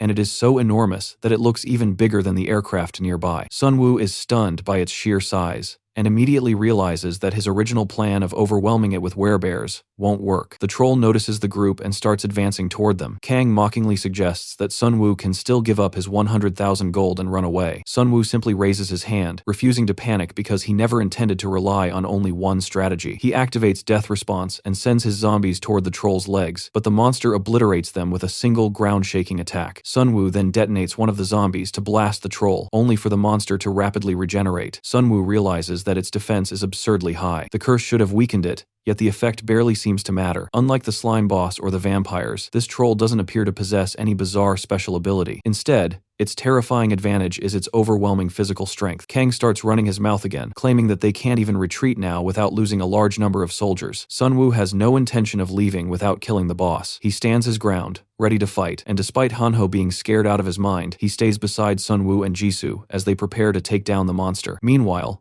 the company commander informs the lieutenant that the prosecutor of Yeongdongpo is gaining more and more influence by bringing survivor groups together. The commander wants to update the public about the army's current situation through a forum post, but the lieutenant immediately shuts the idea down. He argues that the army cannot trust an unverified communication network, especially when information is basically their lifeline. The moment they reveal themselves publicly, they could expose their location to an enemy they know almost nothing about. They still have no idea who created this game or what their actual intentions are. The commander isn't completely convinced that hiding is the best strategy. They might not understand everything about the system, but its influence on the world is impossible to ignore, especially since it is currently their only way to communicate with their troops. The lieutenant then confirms that all the troops have been informed about the plan. Once Sunwoo defeats the troll boss, they intend to kill him. The lieutenant refuses to leave behind anyone powerful who isn't willing to cooperate with the army. Sergeant First Class Kang has already been assigned to oversee the operation and seize all of Sunwoo's valuables afterward. The lieutenant is especially concerned about Jisoo and asks whether she could become a threat. The commander dismisses the possibility, assuming that she is just a girl and therefore can't be particularly strong, while Hanho is considered practically useless. The lieutenant orders him to head to the airstrip and ensure everything goes smoothly. They don't want to kill Sunwoo immediately because they first want to force him to hand over all of his gold. Even the commander realizes that this is starting to sound less like a military mission and more like an outright robbery, with the lieutenant clearly caring more about stealing gold than eliminating a potential threat. Back on the battlefield, Hanho uses his invincibility skill to tank the troll's attacks, barely feeling their impact. As the monster starts getting tired, Jisoo sneaks behind it and drives her sword into its body, leaving the blade embedded with an invincible rope attached to it. Hanho then circles around the troll and wraps the rope around it, completely catching Kang off guard. After seeing the two fight, Kang realizes that Sunwoo's friends aren't just leeching off his strength like he originally assumed. He even starts wondering whether Sunwoo became famous by taking credit for their achievements. Hanho's invincibility is about to expire, but Sergeant Kim has already prepared a fresh supply of goblins for him to kill and recharge the ability. Hanho throws a knife and takes down several goblins, instantly reactivating his force field. Kang is stunned that Hanho is killing goblins in the middle of a boss fight, but eventually understands that Hanho's skill requires him to keep killing monsters to remain active. Kang then focuses on Jisoo and assumes she has no real training for fighting humans. In his mind, defeating monsters and defeating people are completely different things, so he still believes he could take her down. Even so, he never expected himself to end up in a situation like this, and he begins wondering whether he should simply kill Sunwoo right now. As Sunwoo stares down the troll, he remembers the plan he discussed with Hanho and Jisoo. The two had suggested using a rope to bind the monster's legs,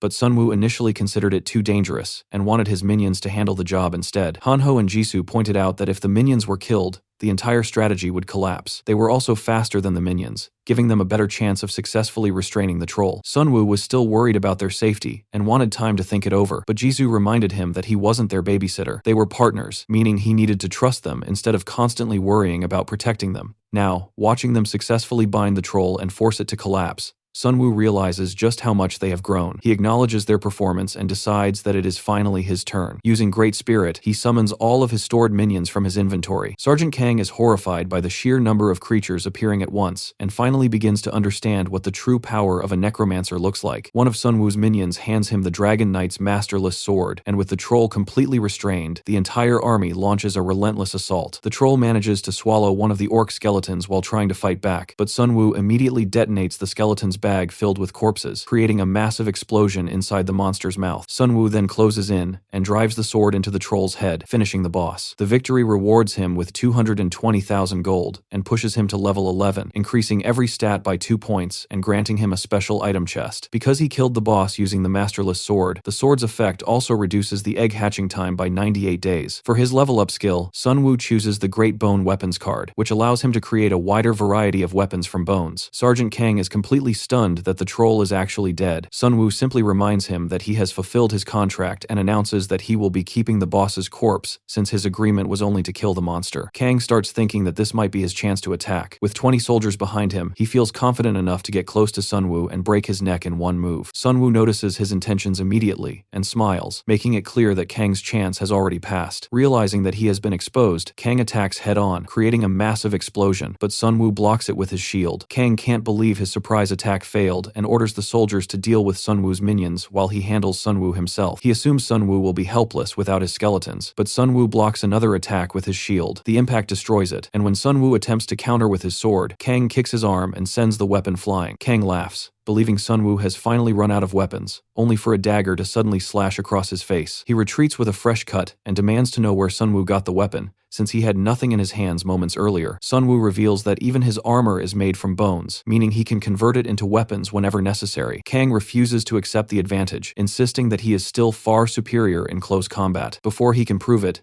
skeletons surround him from every direction. Sunwoo reminds him that he can create weapons from skeleton bones as well, and uses his skill to form bone spears that trap Kang in place. Kang calls for his soldiers, but instead of helping him, they reveal that they have already chosen Sunwoo's side. Sergeant Kim finally speaks up, explaining that they are tired of being slaughtered like sheep under Kang's leadership. The soldiers have decided that they want to survive. The company commander arrives and demands to know what is happening. Kim explains that the other platoon finally revealed the army's true mission to them, and they refuse to continue serving an army that treats them this way. The commander attempts to frighten them back into obedience, warning that they won't survive on their own in the current state of the world. Jisoo points out that he is only making the situation worse for himself. The commander continues threatening the soldiers with punishment if they leave the army. Kim realizes that fear of those penalties was the only reason they had allowed themselves to become slaves in the first place. Now that Sunwoo and his friends are standing beside them, they have nothing left to fear. Kang completely loses control of his anger and pulls out a syringe. The commander tries to stop him, but Kang injects himself with the drug anyway. His body violently transforms into a massive, ferocious tiger-like beast, making him even faster and stronger. He immediately kills the company commander before turning his attention towards Sunwoo. However, Jisoo steps between them. She attacks Kang's head, giving him an opening to counterattack, but she quickly ducks using her supreme sense skill. She then drives her flaming sword into his paw. Kang's transformed body is powerful enough to grab Jisoo with one arm and throw her away, leaving her injured and coughing up blood. At that moment, the Tiger receives a notification about a new synergy effect. Sunwoo has summoned more than 3 canine skeletons, activating the effect. Seeing Jisoo injured completely enrages Sunwoo. Any thought of keeping Kang alive disappears instantly, and he orders every skeleton under his command to tear the Tiger apart. Meanwhile, the lieutenant is visibly excited when Sergeant Kim returns from the mission. He quickly learns that the troll boss was defeated, but the company commander and Sergeant Kang are both dead. His excitement immediately turns into nervousness as he asks Kim what happened to Sunwoo. Before he can get an answer, Sunwoo walks into the room with the Tiger following behind him as his newest minion. He makes it clear that he wants to discuss the mission with the lieutenant. At the same time, Kim returns to the soldiers, leaving them completely confused because they thought he was still supposed to be fighting at the airstrip. Their confusion turns into fear when they see Sunwoo's minions following him. Some immediately accuse Kim of treason, but Kim simply smiles and tells them that they are free now. Sunwoo then throws the lieutenant in front of the commander, who complains that the lieutenant failed to prevent the rebellion when he had the chance. Sunwoo quickly understands why the soldiers follow the commander so obediently. The army sends them into deadly battles, and anyone who refuses is branded a traitor. The commander rejects this accusation and insists that their actions were legitimate missions. According to him, the soldiers only survived because they acted quickly and discovered a way to strengthen their terrible morale. The commander reveals that this method is connected to the game's synergy system, the same system he had previously declared to be his enemy. He forces his troops to fight for him, and anyone who disobeys suffers the consequences. The commander explains that when the apocalypse first began, the army sacrificed huge numbers of soldiers to push the monsters back. That sacrifice eventually triggered a special synergy effect. Under this effect, the soldiers are forced to follow the commander, and every day they must complete a group quest that gives them a small boost. Anyone who refuses to participate or attempts to leave becomes a target for nearby monsters. Every other military unit in their region was eventually wiped out, but this group survived by continuously sending soldiers into battle. Sunwoo points out that the commander is basically fighting against non-intelligent and disorganized monsters while treating humans like pieces in a survival game. To Sunwoo, the entire world feels like a giant board controlled by some higher power. He then directly asks why the commander ordered his troops to kill him. The commander admits that Sunwoo is a threat. He cannot allow independent groups like Sunwoo's to grow powerful enough to challenge the government. The commander isn't even particularly worried about offending Sunwoo, believing that he can still handle him with his crossbow. Sunwoo demands that he release the soldiers from their forced allegiance and hand over all of his gold. The commander initially becomes furious and insists that everything belongs to the military, but Sunwoo makes it clear that he isn't negotiating. He intends to take whatever he wants by force. The commander finally gives in and hands over 45,000 gold. Sunwoo is disappointed because he expected far more. Before leaving, Sunwoo asks about the War-Beast vial. The commander hesitates before admitting that he purchased it from wandering peddlers. Sunwoo remembers seeing a slogan at the destroyed store that matches this story, making him suspect that the peddlers were responsible for destroying it. He prepares to leave while reminding the commander that he will stay in contact with Sergeant Kim to make sure he keeps his word. Just as Sunwoo and his minions begin leaving, the commander attempts a surprise attack with his crossbow.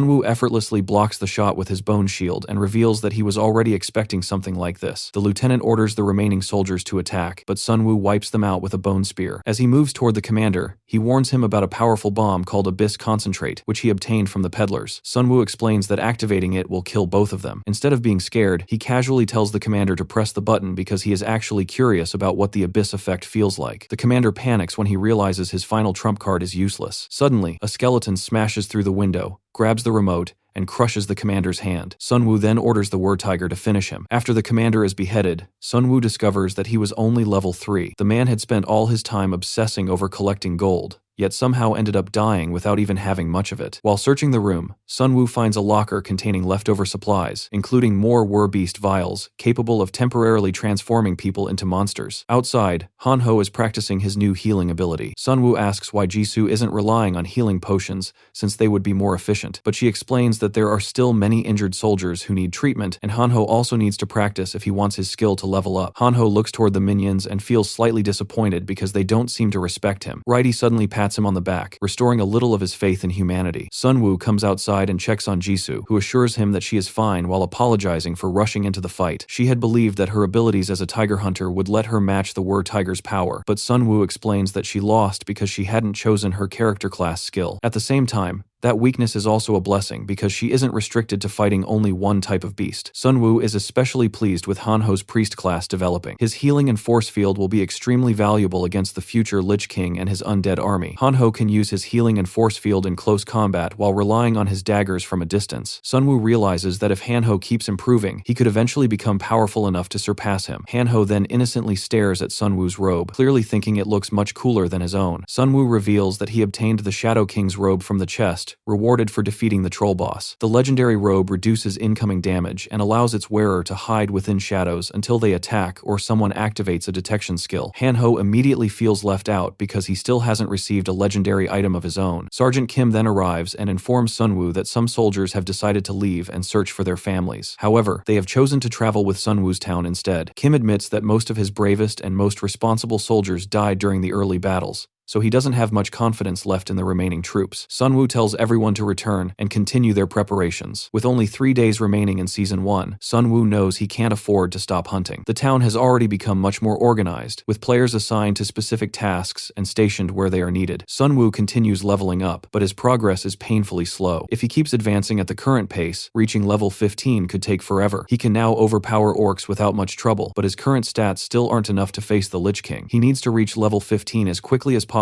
to unlock the location of the Grim Reaper Scythe. Then the system announces that the first chapter of the main story has ended. The double gold event is over, and the restriction preventing players from traveling between areas has finally been lifted. A main story guide appears, congratulating the players who survived into Chapter 2 and explaining that they will soon begin discovering the true purpose of the game. It urges everyone to become stronger, because the world is about to become even more dangerous. 3 more notifications then appear. The new event will last 20 days. Powerful raid bosses will spawn across the world with valuable rewards, and those bosses will even be capable of attacking safe zones. The final announcement reveals that angels and demons will eventually be introduced, with clues about these mysterious beings scattered throughout the world. Sunwoo immediately focuses on 2 things. The raid bosses could provide a massive amount of experience, while the arrival of angels and demons is something he knows almost nothing about. Hanho then tells him to check the app on his smartphone, because server rankings have finally been published. Sunwoo discovers that he is ranked 3rd on the Korean server, while a mysterious player named Han Kang-seok sits in 1st place at level 15. Sunwoo can't believe someone managed to reach level 15 so quickly when he has been hunting almost non-stop and only recently reached level 12. The players at 4th and 5th place are also suspicious, since both appear to belong to the same group and have somehow managed to stay near the top of the rankings. Suddenly, Hanho gets excited after spotting a new online forum post from the famous prosecutor of Yeongdongpo, the leader of Korea's largest survival community, which currently has around 500 players. The prosecutor publicly asks Sunwoo to meet him and invites him to join his guild. He has heard plenty of good things about the necromancer and believes they could work together to survive the crisis and uncover the secrets behind the game. Sunwoo thinks about the offer and wonders whether the prosecutor has some hidden motive, but he decides to meet him anyway. Meanwhile, the prosecutor and his guild appear to be thriving. One member suggests expanding their territory now that travel restrictions have been lifted, but another warns that there are still unknown dangers outside, including raid bosses and supernatural beings. The guild leader insists that regardless of the situation, their responsibility is to defeat monsters and protect people, because his ultimate goal is to restore the world to how it was before. The blindfolded member becomes emotional while thinking about how amazing their leader is. Another girl explains that she tried tracking down the top-ranked players from the forum, but couldn't find any information about the first-ranked player. However, she did manage to send a message to the necromancer on behalf of the guild. The blindfolded guy immediately reacts to the mention of the necromancer, remembering his reputation for refusing missions unless he gets paid. The girl points out that Sunwoo doesn't demand payment for everything, and even when he does, his prices are usually reasonable. She reminds them of everything he has done for ordinary people, and explains that he actually has a strong reputation online. The guild leader reveals that this is exactly why he wants to meet Sunwoo. Despite having only 3 people in his group, Sunwoo has already reached level 12, which is an incredible achievement. The leader also wants to make sure that Sunwoo won't become a threat to their future. Just then, the girl notices that Sunwoo has replied to the message and agreed to meet. The guild leader immediately orders everyone to begin preparing for the meeting. Hanho wonders why Sunwoo suddenly wants to meet the prosecutor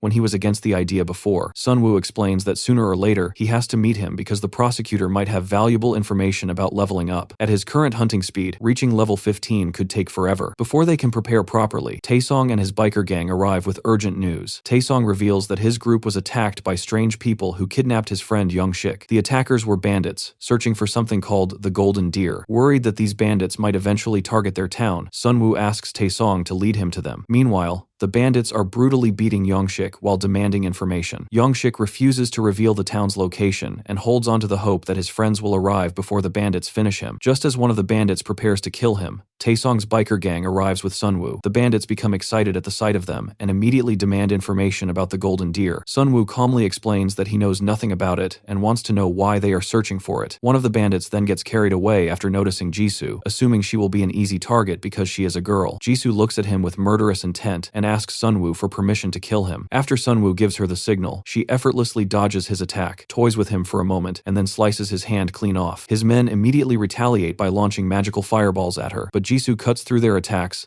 slices their leader, and charges toward the rest with incredible speed. Hanho joins the fight in his final form, and is furious that they dared point a crossbow at a woman. When the bandit tries using Young-shik as a hostage, Sunwoo silently approaches from behind and kills him. The kill rewards Sunwoo with 8,000 gold, while the remaining bandits immediately flee. Hanho once again becomes jealous after seeing the Shadow King's robe in action, but Sunwoo reassures him that he will let him borrow it later. Taesong tends to Young-shik's injuries and asks what makes the Golden Deer so special. Young-shik explains that it can provide a player with a specific item. Just then, Jisoo spots a Golden Deer in the distance, triggering a hidden quest that requires them to capture it and grants access to a hidden stage. Sunwoo sends his zombies after the creature, but the deer is far too fast for them. He then sends his werewolves after it and follows as the Golden Deer races into an alleyway. The creature suddenly stops after encountering one of the werewolves. The werewolf initially looks back and tries to intimidate it, but when the deer realizes there are 3 undead werewolves blocking its path, it immediately decides to flee. With nowhere left to go, the Golden Deer is easily captured. The group receives a ticket granting them access to the hidden stage, but Sunwoo becomes more interested in something else. The werewolf had reacted rationally by running away after realizing how badly outnumbered it was. However, every other werewolf they had encountered before had behaved like a mindless animal. Sunwoo can't understand why this one showed such intelligent behavior, but their scheduled meeting is approaching, so he decides to put the mystery aside for now. Everyone waits excitedly for the prosecutor's arrival, until Taesong suddenly notices several helicopters in the sky. Sunwoo immediately realizes that Jong-hoon wants to make a grand entrance and show off his status as the leader of Korea's strongest guild. The prosecutor steps out of the helicopter with a smile and introduces himself as Jong-hoon Choi. As Sun-woo and Jong-hoon shake hands, the blindfolded member takes a picture, clearly believing the moment will become historic. Sun-woo starts observing the guild's dynamics and notices that everyone seems to follow Jong-hoon almost blindly. He begins wondering whether something deeper is happening. The players in Sun-woo's town are also drawn toward Jong-hoon because of his overwhelming charisma. This makes Sun-woo even more suspicious, because these people have never met Jong-hoon before, yet they already act as if they adore him. Sun-woo remembers seeing something similar in the vampires, who were willing to sacrifice themselves for their lord, and wonders whether he is simply overthinking it. He invites Jong-hoon inside, and Jong-hoon comments on how peaceful the town looks. Sun-woo responds that it isn't particularly impressive compared to Jong-hoon's settlement. Jong-hoon reveals that his town already has more than 30,000 people, and that number doesn't even include the entire surrounding area. Soon, their population could exceed 40,000. Sun-woo wonders whether having so many people benefits Jong-hoon because they provide more workers, but Jong-hoon dislikes the idea and insists that his only goal is to save as many lives as possible. Most of the population isn't even useful for labor because they are either too old or too young, meaning less than a quarter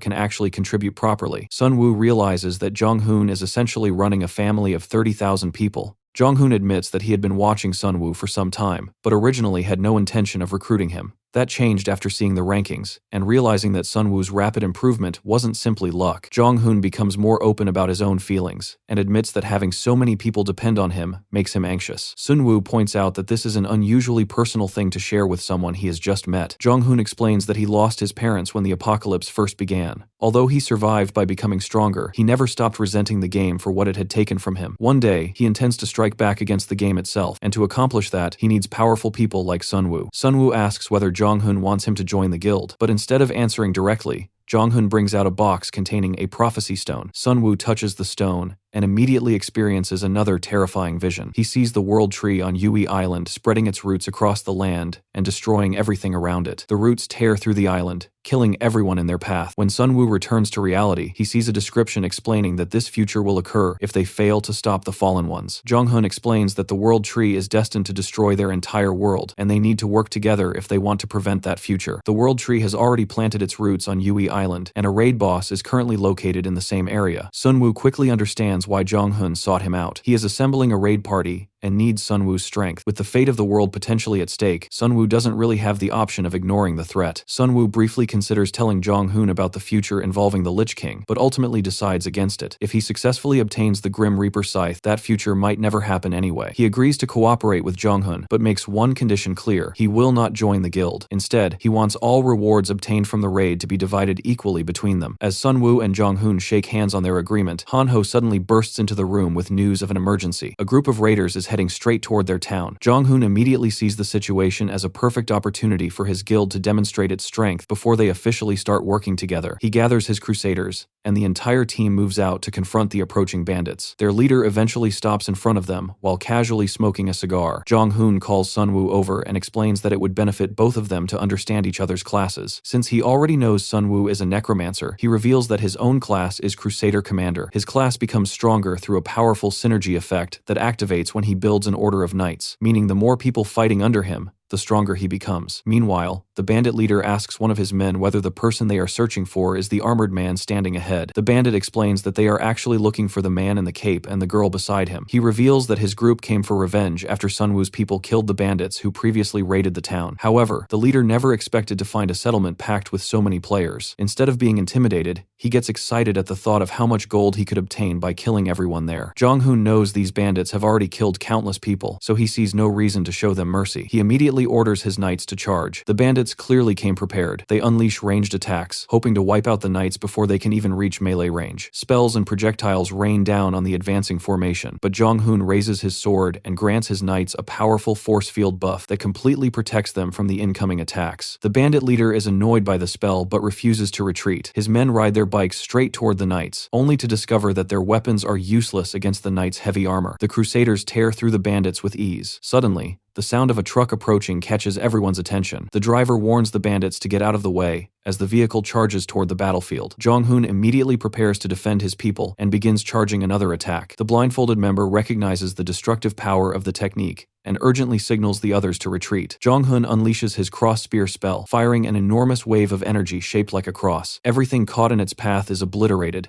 including the incoming trucks, which are completely destroyed by a single attack. The bandits begin panicking as one strategy after another fails. Then the bandit leader suddenly launches 2 axes at one of the knights. The axes slam into the knight and blast him away instantly. The leader recalls the weapons and explains that they are vortex blades, legendary items powerful enough to pierce any armor. Sunwoo watches the weapons carefully and realizes that they are definitely not ordinary blades. As the knights begin falling one after another, Jong-hoon calmly steps forward and challenges the bandit leader himself. The leader feels insulted and proudly declares that his vortex axes are legendary rank items. Instead of dodging, Jong-hoon stands completely still and lets the axes strike him. A massive explosion shakes the battlefield, but when the smoke clears, the vortex axes are lying shattered on the ground. Jong-hoon mocks the bandit leader for calling those broken weapons legendary and casually smashes the remaining pieces with his sword. The bandit leader is left completely stunned. Jong-hoon's defense has become absurdly powerful because his defense boost scales with the number of knights in his party, making him practically a walking fortress. He raises his sword again and applies a healing buff to every fallen knight. A golden light surrounds them as their strength rapidly returns. Jong-hoon's ability allows him to heal his allies based on the amount of damage he has blocked, meaning as long as he remains standing, his knights can keep returning to the fight. With their strength restored, he orders the knights to charge once more. While the battle rages outside, Kyung-soo and the other survivors hide inside the buildings. Han-ho's father becomes curious about the commotion and suggests that they take a look outside.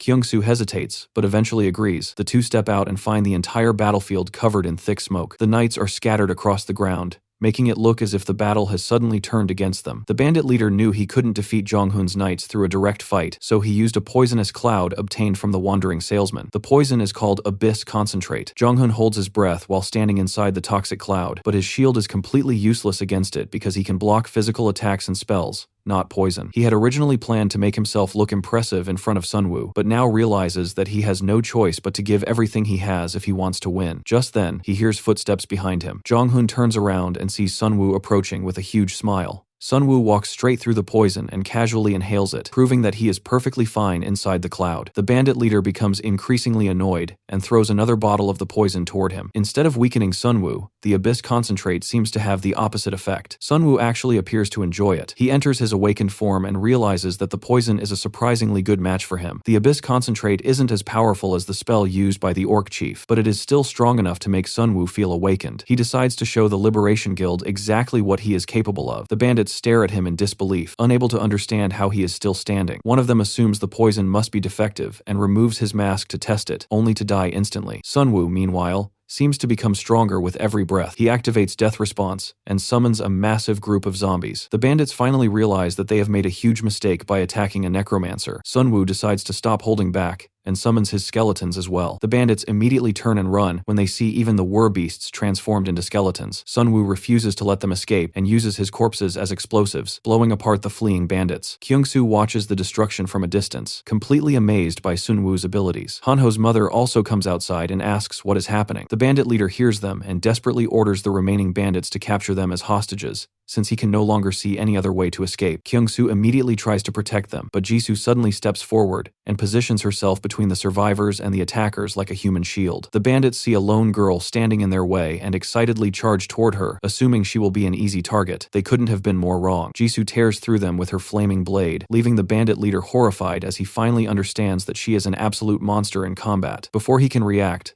a blade suddenly pierces his stomach. Sunwoo has already reached him and finishes him off, earning the second ticket to the hidden stage. With both tickets now in his possession, Sunwoo can finally activate the hidden stage. Jong-hoon asks what it is, but before anyone can investigate, Sunwoo is automatically transported through the golden portal. Jong-hoon tries to enter after him, but receives a system message informing him that he cannot enter. He is left wondering where exactly the golden portal leads. The camera guy continues taking pictures of Sunwoo's achievements until Jong-hoon finally gets irritated and tells him to stop. He warns that there are plenty of dangerous people outside, so they need to be careful about what information they release publicly. The camera guy accepts the warning and promises to be more selective about what he documents. Meanwhile, Jisoo grows worried about Sunwoo. Jonghoon asks whether she knows where Sunwoo went. She admits that she has an idea, but refuses to reveal it. Even though Jonghoon's likability aura is affecting her, she still remains suspicious of him. Jonghoon tries again, explaining that Sunwoo could be in danger and that he only wants his location so he can help. Hanho starts speaking, but Jisoo immediately shuts him up before he can reveal anything. Jonghoon then questions whether she plans to stand around like a puppet while leaving her friend in danger. Jisoo finally reveals that Sunwoo has entered the hidden stage. She explains that they are teammates, and she trusts him to handle the situation himself. Jonghoon praises her fighting ability and offers her a place in his guild, promising that joining would also give her a huge boost to her abilities. Jisoo firmly rejects the offer because she already has a team she trusts. She then drags Hanho away with her. The blindfolded member watches her leave with a furious expression after hearing her speak so bluntly to their leader. Jonghoon, meanwhile, finally realizes that persuading Sunwoo's group is going to be much harder than he expected. Meanwhile, Sunwoo finds himself standing inside a mysterious golden city. A system notification informs him that clearing the stage will grant him a special reward, and even if he dies inside, his body will simply be transported back to his original location. While trying to figure out where he has ended up, he notices a strange golden minion staring directly at him. A few moments later, several more minions appear. They clearly aren't ordinary goblins because, unlike normal monsters, they show no fear towards Sunwoo. Not wasting any time, he summons Righty and orders it to teach the creatures a lesson. Outside the Golden City, the Liberation Guild is busy treating its injured members. Their normal recovery potions aren't working against the injuries, so the guild has resorted to using antidotes. Hearing this, Jonghoon realizes that they aren't dealing with a normal poison but some kind of curse. When he asks Manhwa about it, she says it resembles black magic, although she still can't figure out how the bandits obtained something so powerful. She suspects they might have purchased it from a special store. The guild is also confused about why the curse had almost no negative effect on Sunwoo. The blindfolded member uses his 3-star scout class to investigate and discovers something even stranger. Instead of weakening Sunwoo, the curse actually empowered him during the battle. His stats didn't increase by a huge amount, but he gained additional awakening abilities, while his mana regeneration and vitality increased at an abnormal rate. This only leaves Jonghoon with even more questions. Manhwa asks Jonghoon about his agreement with Sunwoo to split all the raid rewards equally. Jonghoon explains that he had no choice, because that was the only condition under which Sunwoo would agree to join their raid party. Manhwa then volunteers to write the contract herself. Since she believes Sunwoo is young, she thinks she can take advantage of that and create terms that favor their guild. Jonghoon allows her to handle it, but warns her not to make the contract so unfair that Sunwoo walks away. He then asks the others what they thought about the prophecy stones. Both describe their experiences as terrifying, especially after witnessing possible visions of the world's destruction. Jonghoon notices something unusual though. While almost everyone who touches a prophecy stone becomes shaken by glimpses of the world's end, Sunwoo appeared almost completely unfazed. He asks Manhwa to investigate whether Sunwoo had encountered a prophecy stone before. Meanwhile, inside the hidden stage, Sunwoo's minions are causing absolute chaos. He revives golden orcs and quickly realizes that they are much stronger than ordinary monsters, but they still aren't powerful enough to seriously challenge him. With nobody around that he needs to protect, Sunwoo can finally fight at full strength. He doesn't have to worry about protecting his reputation, making the next move safe for his teammates, or keeping anyone else alive. For once, he can simply focus on killing everything in his path. He feels like a true one-man army. As he ventures deeper into the stage, however, he briefly feels his mind slipping. Then he hears his name and looks around,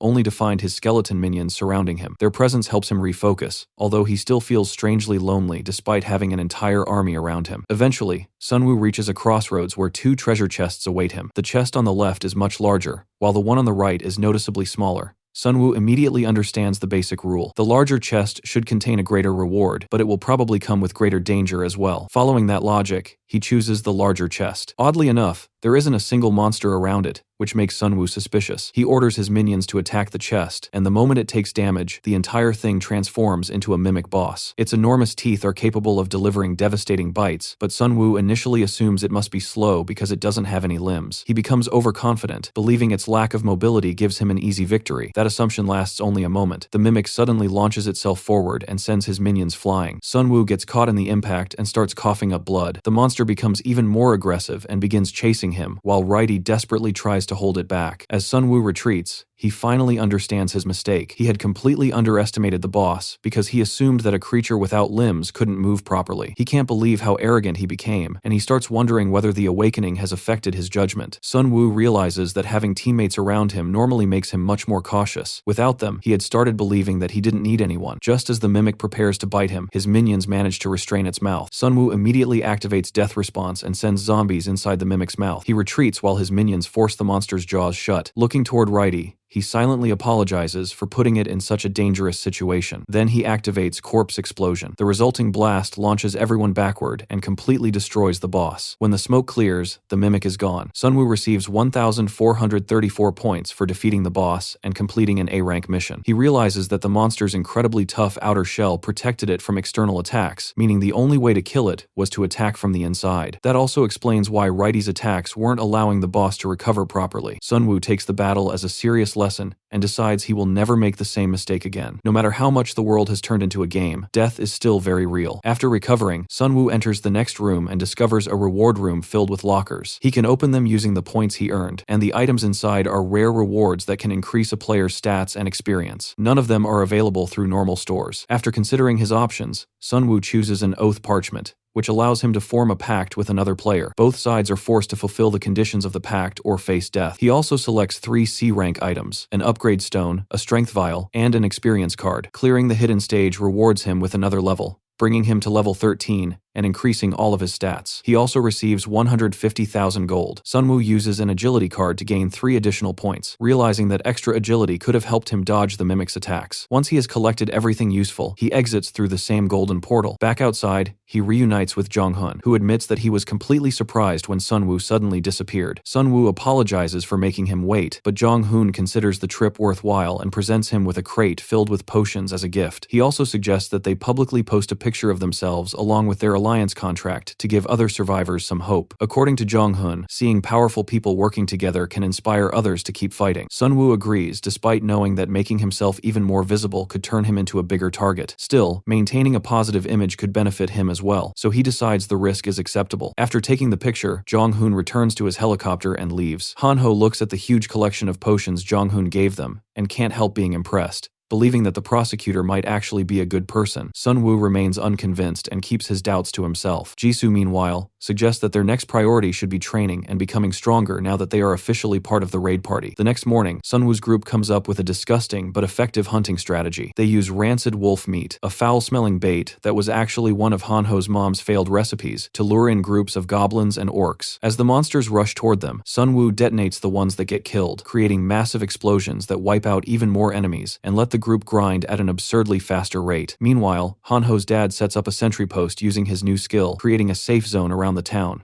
With that active, the survivors no longer have to constantly worry about monsters attacking their home. During their preparations, Taesong arrives with his biker gang carrying urgent news for the boss. Sunwoo is slightly amused by hearing himself called boss, but Taesong quickly explains that they discovered a store in Hyangnam. Unfortunately, it had already been destroyed. Sunwoo immediately realizes that this is becoming a serious problem. Someone is deliberately destroying the stores scattered throughout the world, and those stores are incredibly important because the survivors can't properly manufacture everything they need. Without a stable supply of equipment and resources, everyone is forced to hunt and forage every day, while farming remains nearly impossible. Sunwoo orders Taesong to inform Kyungsoo immediately if they discover another store, and explains that every store they find must be protected with guards. Their survival could depend on it. He then notices several of his female friends standing far away. Taesong explains that they still think he is a brute because he once kicked Eugene while she was possessed by a vampire lord. Han-ho quietly points out that Sunwoo might have a great reputation online, but his reputation among the people actually living around him is terrible. For the first time, Sunwoo finds himself genuinely grateful that the forum exists. Taesong eventually leaves with his gang, and Sunwoo prepares to continue grinding. Suddenly, Jisoo senses something nearby and immediately warns everyone to get ready. 2 werewolves burst out from nearby buildings and attack. Sunwoo's minions move to restrain them, but just as he prepares to fire his crossbow, one of the werewolves suddenly warns him not to shoot. Sunwoo freezes because he has never heard a werewolf speak before. As the fight continues, one of the creatures grabs Han-ho's bag and starts devouring the rancid wolf meat inside. While the werewolves are distracted by the food, Sunwoo's minions surround them. He aims his crossbow at the creatures and demands to know why they shouldn't be killed. Instead of answering immediately, 2 werewolves look toward their leader for instructions. The leader tells them to remain calm because they still have a chance. Sunwoo finds this strange because they are completely surrounded and seem to have no possible way of escaping. The leader suddenly attacks the weakest orcs nearby, creating an opening for his companions to flee. Sunwoo manages to stop him with 2 arrows, but the other 2 werewolves escape. Sunwoo is impressed that the leader was willing to put himself in danger to save his companions, and his minions quickly pin him to the ground. When Sunwoo asks why they attacked, the werewolf explains that they lost control after smelling the meat inside Hanho's bag. Sunwoo then asks how they regained their consciousness. The werewolf reveals that they had been given a quest, forcing them to hunt and eat humans. Once the quest was completed, their minds returned to normal. Sunwoo is stunned because he had assumed monsters were simply acting on instinct. He never realized that the system was forcing some of them to attack humans through quests. When he asks whether there are more werewolves like them in the area, the leader refuses to answer directly. Sunwoo quickly realizes that he is hiding something, and asks whether his group is responsible for destroying the stores. The werewolf denies it, explaining that they actually avoid humans whenever possible. Instead, he warns Sunwoo about another group that is openly hostile toward humans and intentionally destroys stores to weaken players. This group is made up of humans known as the Mad Scientists, who create dangerous items specifically to harm others. Sunwoo immediately suspects that these people are connected to the wandering merchants. Sunwoo then wonders whether the werewolf is only revealing all this information, so his escaped companions can return and rescue him. The leader explains that he had already ordered the other werewolves to run away and never look back if something like this happened. When Sunwoo finally places his sword against the werewolf's neck, he expects him to beg for his life. Instead,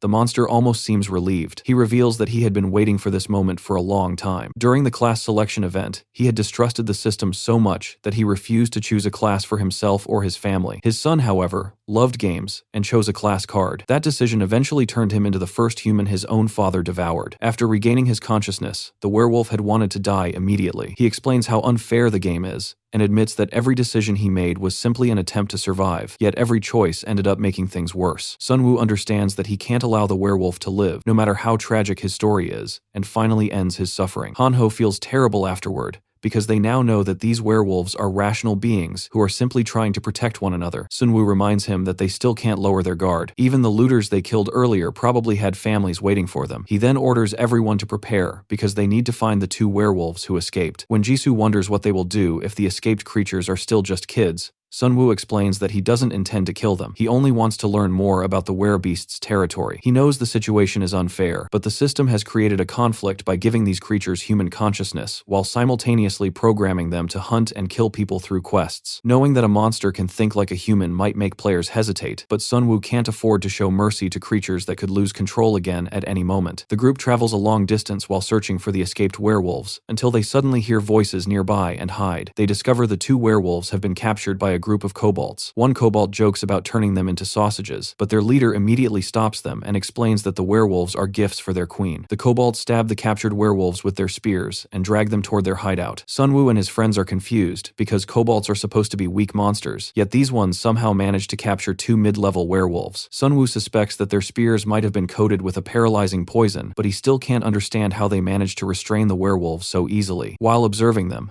the group discovers a store inside the dungeon, meaning it hasn't been cleared yet. Sunwoo immediately decides that securing it is essential for the survival of their entire community. A system notification then reveals that the dungeon is called the Venomous Spider Queen's Chambers, a deadly area where 124 players have already died. Clearing it also provides a 50% bonus reward. Hanho becomes nervous because they didn't bring any goblins with them, and the dungeon appears to heavily favor the monsters. As they move deeper, they discover several people trapped inside thick spider webs and calling for help. Jisoo cuts through the webs with her flaming blade and frees them, but one rescued player suddenly has several spiders burst from his mouth, killing him instantly. Sunwoo orders everyone to step back and detonates the bodies before warning the group to stay alert and watch the ceiling because the spiders could attack from anywhere. The explosion attracts even more spiders and kobolds, causing the monsters to swarm them. Hanho suddenly throws his knife and kills one of the enemies, activating his Super Saiyan form. He immediately enters Berserk mode and begins crushing spiders and kobolds with a massive grin. The monsters become terrified and start fleeing because they believe they are facing some kind of demon. Hanho gets a little too carried away with his new power and starts replaying Sunwoo's earlier mindset in his head, convincing himself that he doesn't need teammates anymore because he can handle everyone alone. He is basically becoming a priest bandit. The kobolds switch tactics and order the spiders to trap Hanho with webs from every direction. Sunwoo immediately realizes that this must be the same method they used to capture the werewolves. Hanho gets temporarily restrained, but breaks free with a powerful roar. The kobolds keep ordering the spiders to cover him in more webs until they finally immobilize him completely. Once Hanho realizes he can't escape, his reckless confidence disappears, monsters, and he calls Sunwoo for help. Sunwoo detonates the surrounding corpses, catching the attacking monsters in the explosion, while also giving Hanho a quick lesson about controlling his emotions,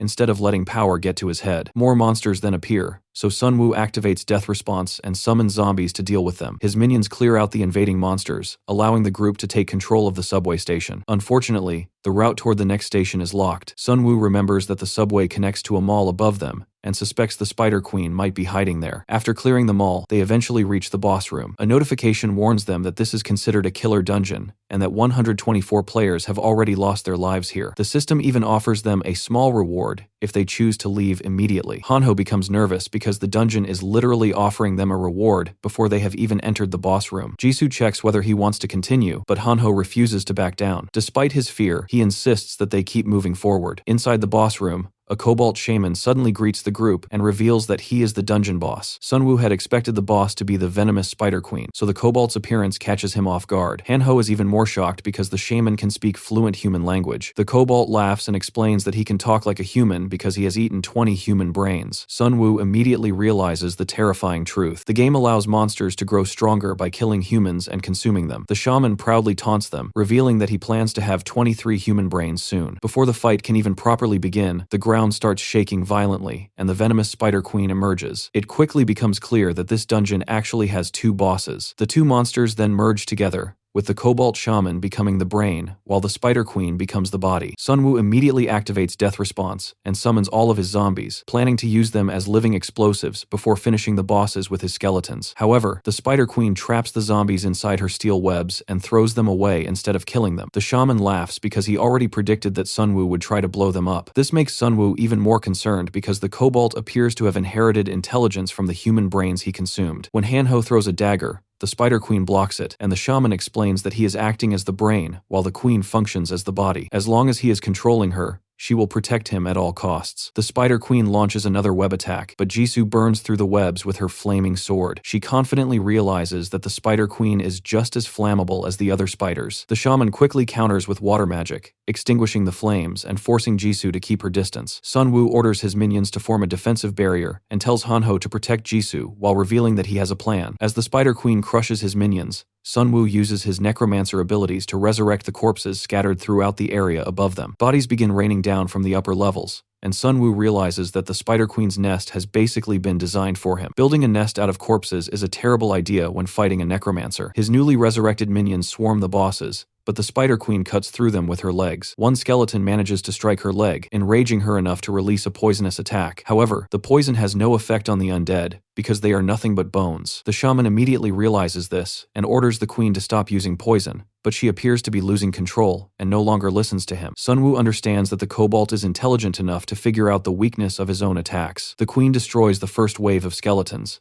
but Sunwoo simply resurrects even more from the corpses scattered around the dungeon. He knows he can't let the fight drag on forever because his mana is steadily running out. Most monsters would eventually become exhausted and surrender, but this boss is different because the Cobalt actually understands strategy. Frustrated by the endless waves of resurrected minions, the shaman and Spider Queen decide to attack Sunwoo directly. The queen lunges toward him, but Sunwoo blocks the attack with a bone shield. His current stats are already far beyond those of an orc, and although he can't completely match a boss monster's physical strength, he knows he can survive if he focuses entirely on defense. The Spider Queen breaks his shield again, and one of her attacks sends him flying backward. Sunwoo still manages to hold his ground. He expected the boss to hurt him, but as long as he isn't killed in a single attack, he can keep surviving because his minions can restore his health and mana through their attacks. All he has to do is endure the pain. Suddenly, the Spider Queen stops attacking. Sunwoo mocks the bosses for already getting tired, but the Cobalt Shaman proudly explains that he is too intelligent to continue fighting an endless battle with no progress. He gathers all the nearby corpses and uses Fireball to burn them completely, preventing Sunwoo from using them to create more skeletons. Sunwoo realizes that the Cobalt is much smarter than he originally thought. His minions charge toward the shaman, but the Cobalt creates a force field with air blast and keeps them away. Believing that Sunwoo is finally running out of minions, the shaman becomes overconfident and lowers his guard. Jisoo immediately sneaks behind him and attempts to attack, but the Spider Queen blocks the strike with her legs and protects her master. The shaman mocks Jisoo for trying to surprise him, then looks around and notices that someone is missing. Suddenly, Hanho appears with the zombies and reveals that he and Jisoo have been preparing a secret weapon, specifically for the shaman. The Cobalt laughs at Hanho and assumes he is being stupid, pointing out that the zombies can't even communicate with them. He orders the Spider Queen to attack, but the monster is already becoming difficult to control. Hanho then reveals the real plan. He has covered the zombies in rancid wolf meat. The disgusting smell is irresistible to both the Spider Queen and the Cobalt Shaman, because the shaman is still a monster himself. No matter how much human intelligence he gained from eating brains, he can't completely suppress his natural monster instincts. The shaman desperately tries to stop the Spider Queen, but it is already too late. Sunwoo bids the bosses farewell and detonates the zombies, triggering an enormous explosion. At the same time, Jong-hoon is fighting another boss monster. He slices the man-eating bat in half with his sword,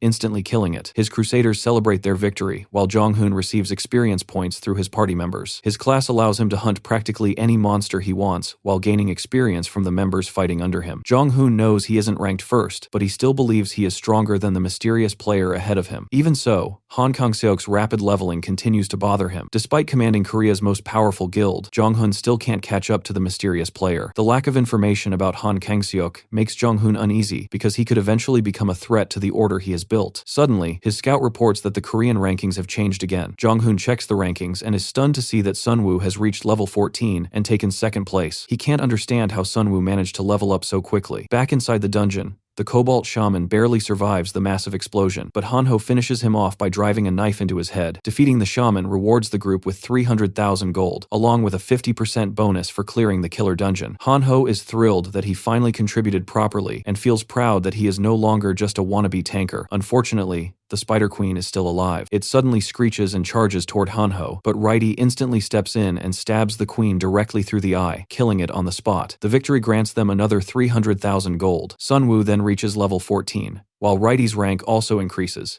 boosting both his strength and leadership. As a reward for leveling up, Sunwoo draws a new card and gains 2 additional minions. With his growing army, he believes he is almost ready for the raid. He is also getting closer to unlocking the Grim Reaper's scythe, and believes finding it should no longer be too difficult once he reaches the required level. At the same time, his first awakening is getting closer, which makes him slightly nervous about what it might bring. Jisoo then reminds everyone that they should search for and secure the store now that the dungeon has finally been cleared. Later, the group discovers a working C-rank store inside the dungeon. Unlike normal stores, this one operates almost like a giant slot machine, offering gold, platinum, and diamond options. Sunwoo immediately notices that the platinum tier is cheaper here than in other stores. After reading the rules, they realize the whole thing is basically gambling. Hanho insists on going first because he somehow believes starting the game himself will bring them better luck. Sunwoo points out that there are 3 machines, so all 3 of them can play at the same time. They keep spinning without getting anything useful until a notification warns them that failing 5 times in a row will guarantee a low-ranking item. Instead of stopping, Hanho, Jisoo, and Sunwoo become increasingly addicted to the machines. The system is literally designed to make players want to keep playing because their chances of winning improve the more they spin, which is basically the perfect recipe for gambling addiction. They decide to go all in, and eventually Hanho hits the jackpot, receiving a legendary magic scroll that can randomly grant a skill, although it has a 50% chance of failing. Jisoo eventually gives up after running out of money, but Sunwoo refuses to quit and manages to hit the jackpot as well. His reward is a top-tier item called the Shadow King's Ring, which increases agility by 3 and health by 2, while also allowing him to summon a shadow clone capable of dealing 50% of his damage. He also unlocks a special quest requiring him to collect every Shadow King relic, with the final reward being the Shadow King's crown. Since the quest simply requires collecting the entire set, Sunwoo isn't particularly interested in it. Seeing that Jisoo didn't win anything, Sunwoo gives her the Wind Spirit's bracelet and makes sure Hanho doesn't get too carried away with the gambling machines. The group eventually returns to town to inform everyone about the stores, because they need people assigned to guard them over the coming days. Sunwoo and his party also continue working to make the town more self-sufficient while preparing for their upcoming raid. During this time, Hanho discovers another new feature on the app called Live Broadcast. He opens one of the streams and finds what appears to be a test broadcast showing nothing more than an office. Sunwoo wonders whether the system itself introduced the feature or whether it came from the Liberation Guild. He doesn't want to immediately assume it is something bad, but he can clearly see its potential to influence public opinion. The prosecutor could use it to rally even more support for his guild. Sunwoo doesn't believe Jong-hoon is a bad person, but ambition can push even good people into making questionable decisions. His recent climb to level 14 has already disrupted Jong-hoon's plans, so Sunwoo becomes even more determined to keep an eye on him. He expects the prosecutor to eventually try keeping most of the raid rewards for himself, but Sunwoo still has the oath parchment from the hidden stage, which could prove useful if things get complicated. Soon, A helicopter arrives carrying the blindfolded member, who introduces himself as Minhyung Seong, the lieutenant of the Crusader team. He explains that he has come to pick up the second-ranked player. During the flight,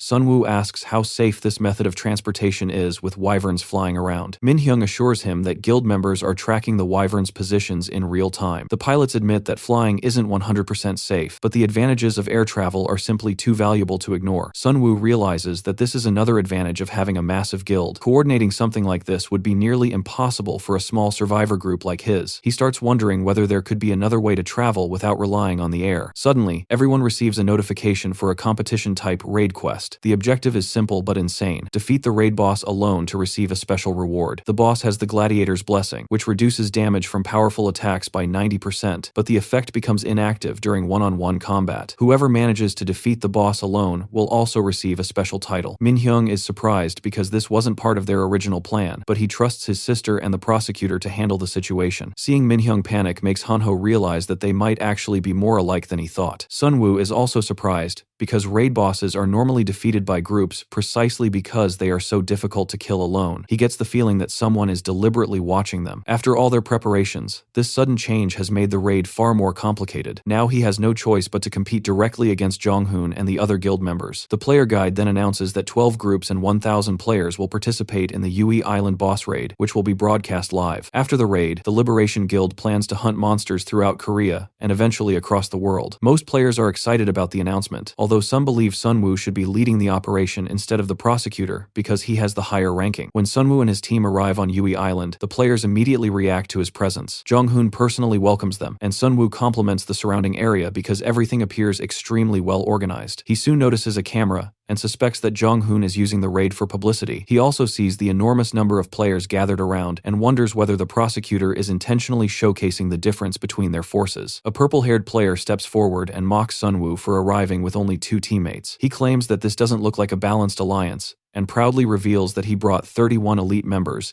Sunwoo starts wondering whether Jonghoon and this purple-haired player planned the situation specifically to make him look weak. He asks the player to introduce himself, and Jonghoon explains that his name is Gangyun Lee, the leader of a group from Daehak Ro and a popular fire-type sorcerer on the forums. Sunwoo calmly explains that the 3 of them always fight together, so counting heads doesn't really matter because they are here to fight a boss, not wage a war. Gangyun becomes irritated, but Jonghoon reminds everyone that Sunwoo's class means he is never truly alone. That is exactly why they wanted him participating in the raid. Minhyung anxiously bites his nails before Jonghoon announces that it is time for the meeting. The group heads inside, where leaders from various teams have already gathered. Manhwa Sung, the deputy lieutenant of the Crusaders, explains that the new competition quest has increased the raid's difficulty, meaning the rewards should also be much higher, although they don't know exactly what items they will receive. She proposes converting all the rewards into gold and dividing the amount equally among the 12 leaders. Sunwoo immediately notices something suspicious. Everyone seems to be cooperating with the arrangement without question. Equal division isn't necessarily fair, yet none of the other leaders object. Sunwoo realizes that this entire setup has likely been planned from the beginning. All 12 groups are connected to the Liberation Guild, meaning that even if the rewards are technically split between 12 leaders, most of the value will ultimately remain within Jonghoon's organization. Sunwoo would receive only a tiny fraction of the actual rewards. When Manhwa asks whether anyone objects, Sunwoo raises his hand and questions why they are dividing everything equally when the quest specifically requires them to fight the boss alone. He argues that whoever actually risks their life against the boss should receive the reward. Manhwa points out that Sunwoo was originally the one who proposed splitting the rewards equally, but Sunwoo immediately clarifies that he wanted fairness,